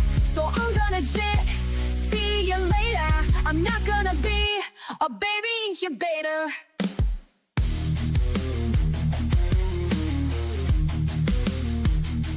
This ain't pro-life, it's control and shame. They don't care if she's gone, just playing a game. Keep her hooked to machines, cold and still, just a vessel to them, not a human with will. No consent, no voice, no chance to resist. Just laws in place, written with a clenched fist. Hospitals scared, judges playing God. Bodies ain't temples, just stay on pods. Gilead's here, this is true. Hey, MAGA fools, they'll come for you too. So I'm gonna jet, see you later. I'm not gonna be a baby incubator.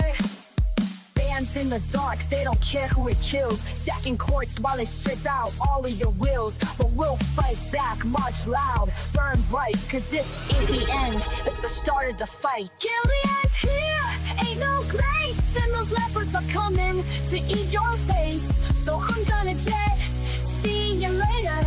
I'm not gonna be a baby incubator. Not gonna be a baby incubator.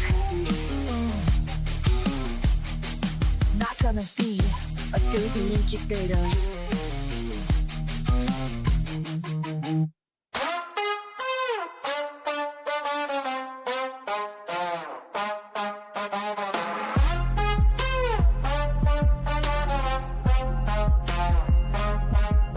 Obama and Bush's pictures got hidden, obscuring the past, history rewritten. Hung in a hallway where no tour can see, confirming his unending fragility. If Trump can't see it, you must not exist. That also includes the Epstein list. Object permanence, a milestone missed. If Trump can't see it, he must not exist. The testing was the line that he said. Hundreds of thousands needlessly dead. Now HHS is run by brainworm quack, hiding the truth behind his back. If Trump can't see it, it must not exist. That also includes the Epstein list. An administration run by narcissists. If Trump can't see it, it must not exist.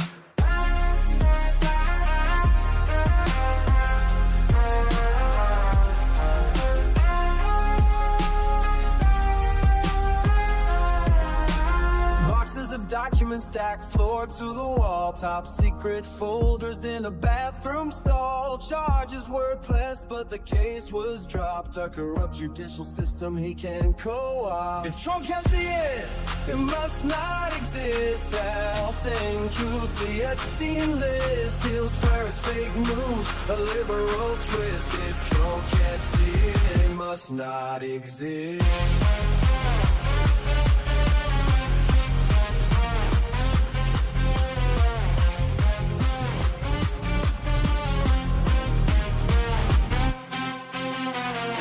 Downtown tents lining the street.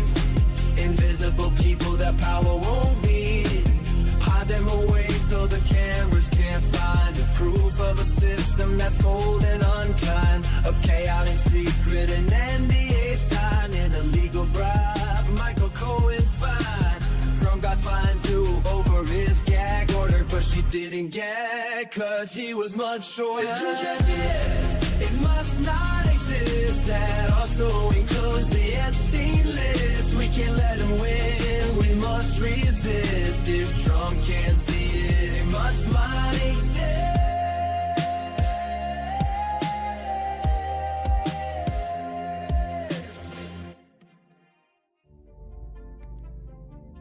Trump piled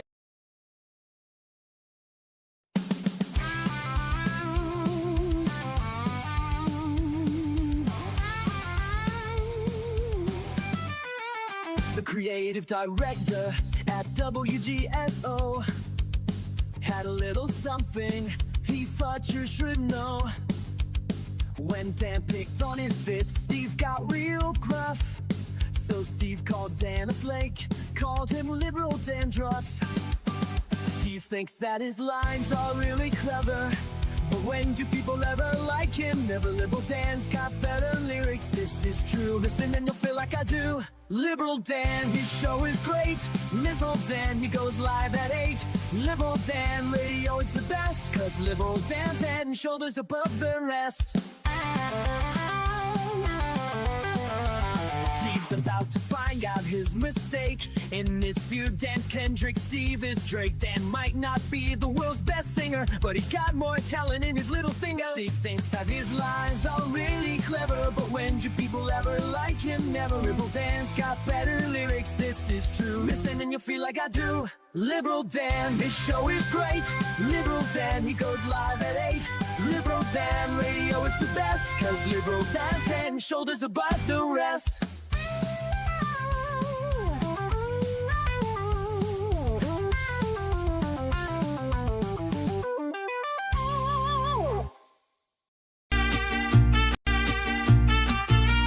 Trump piled debt, trillions tall.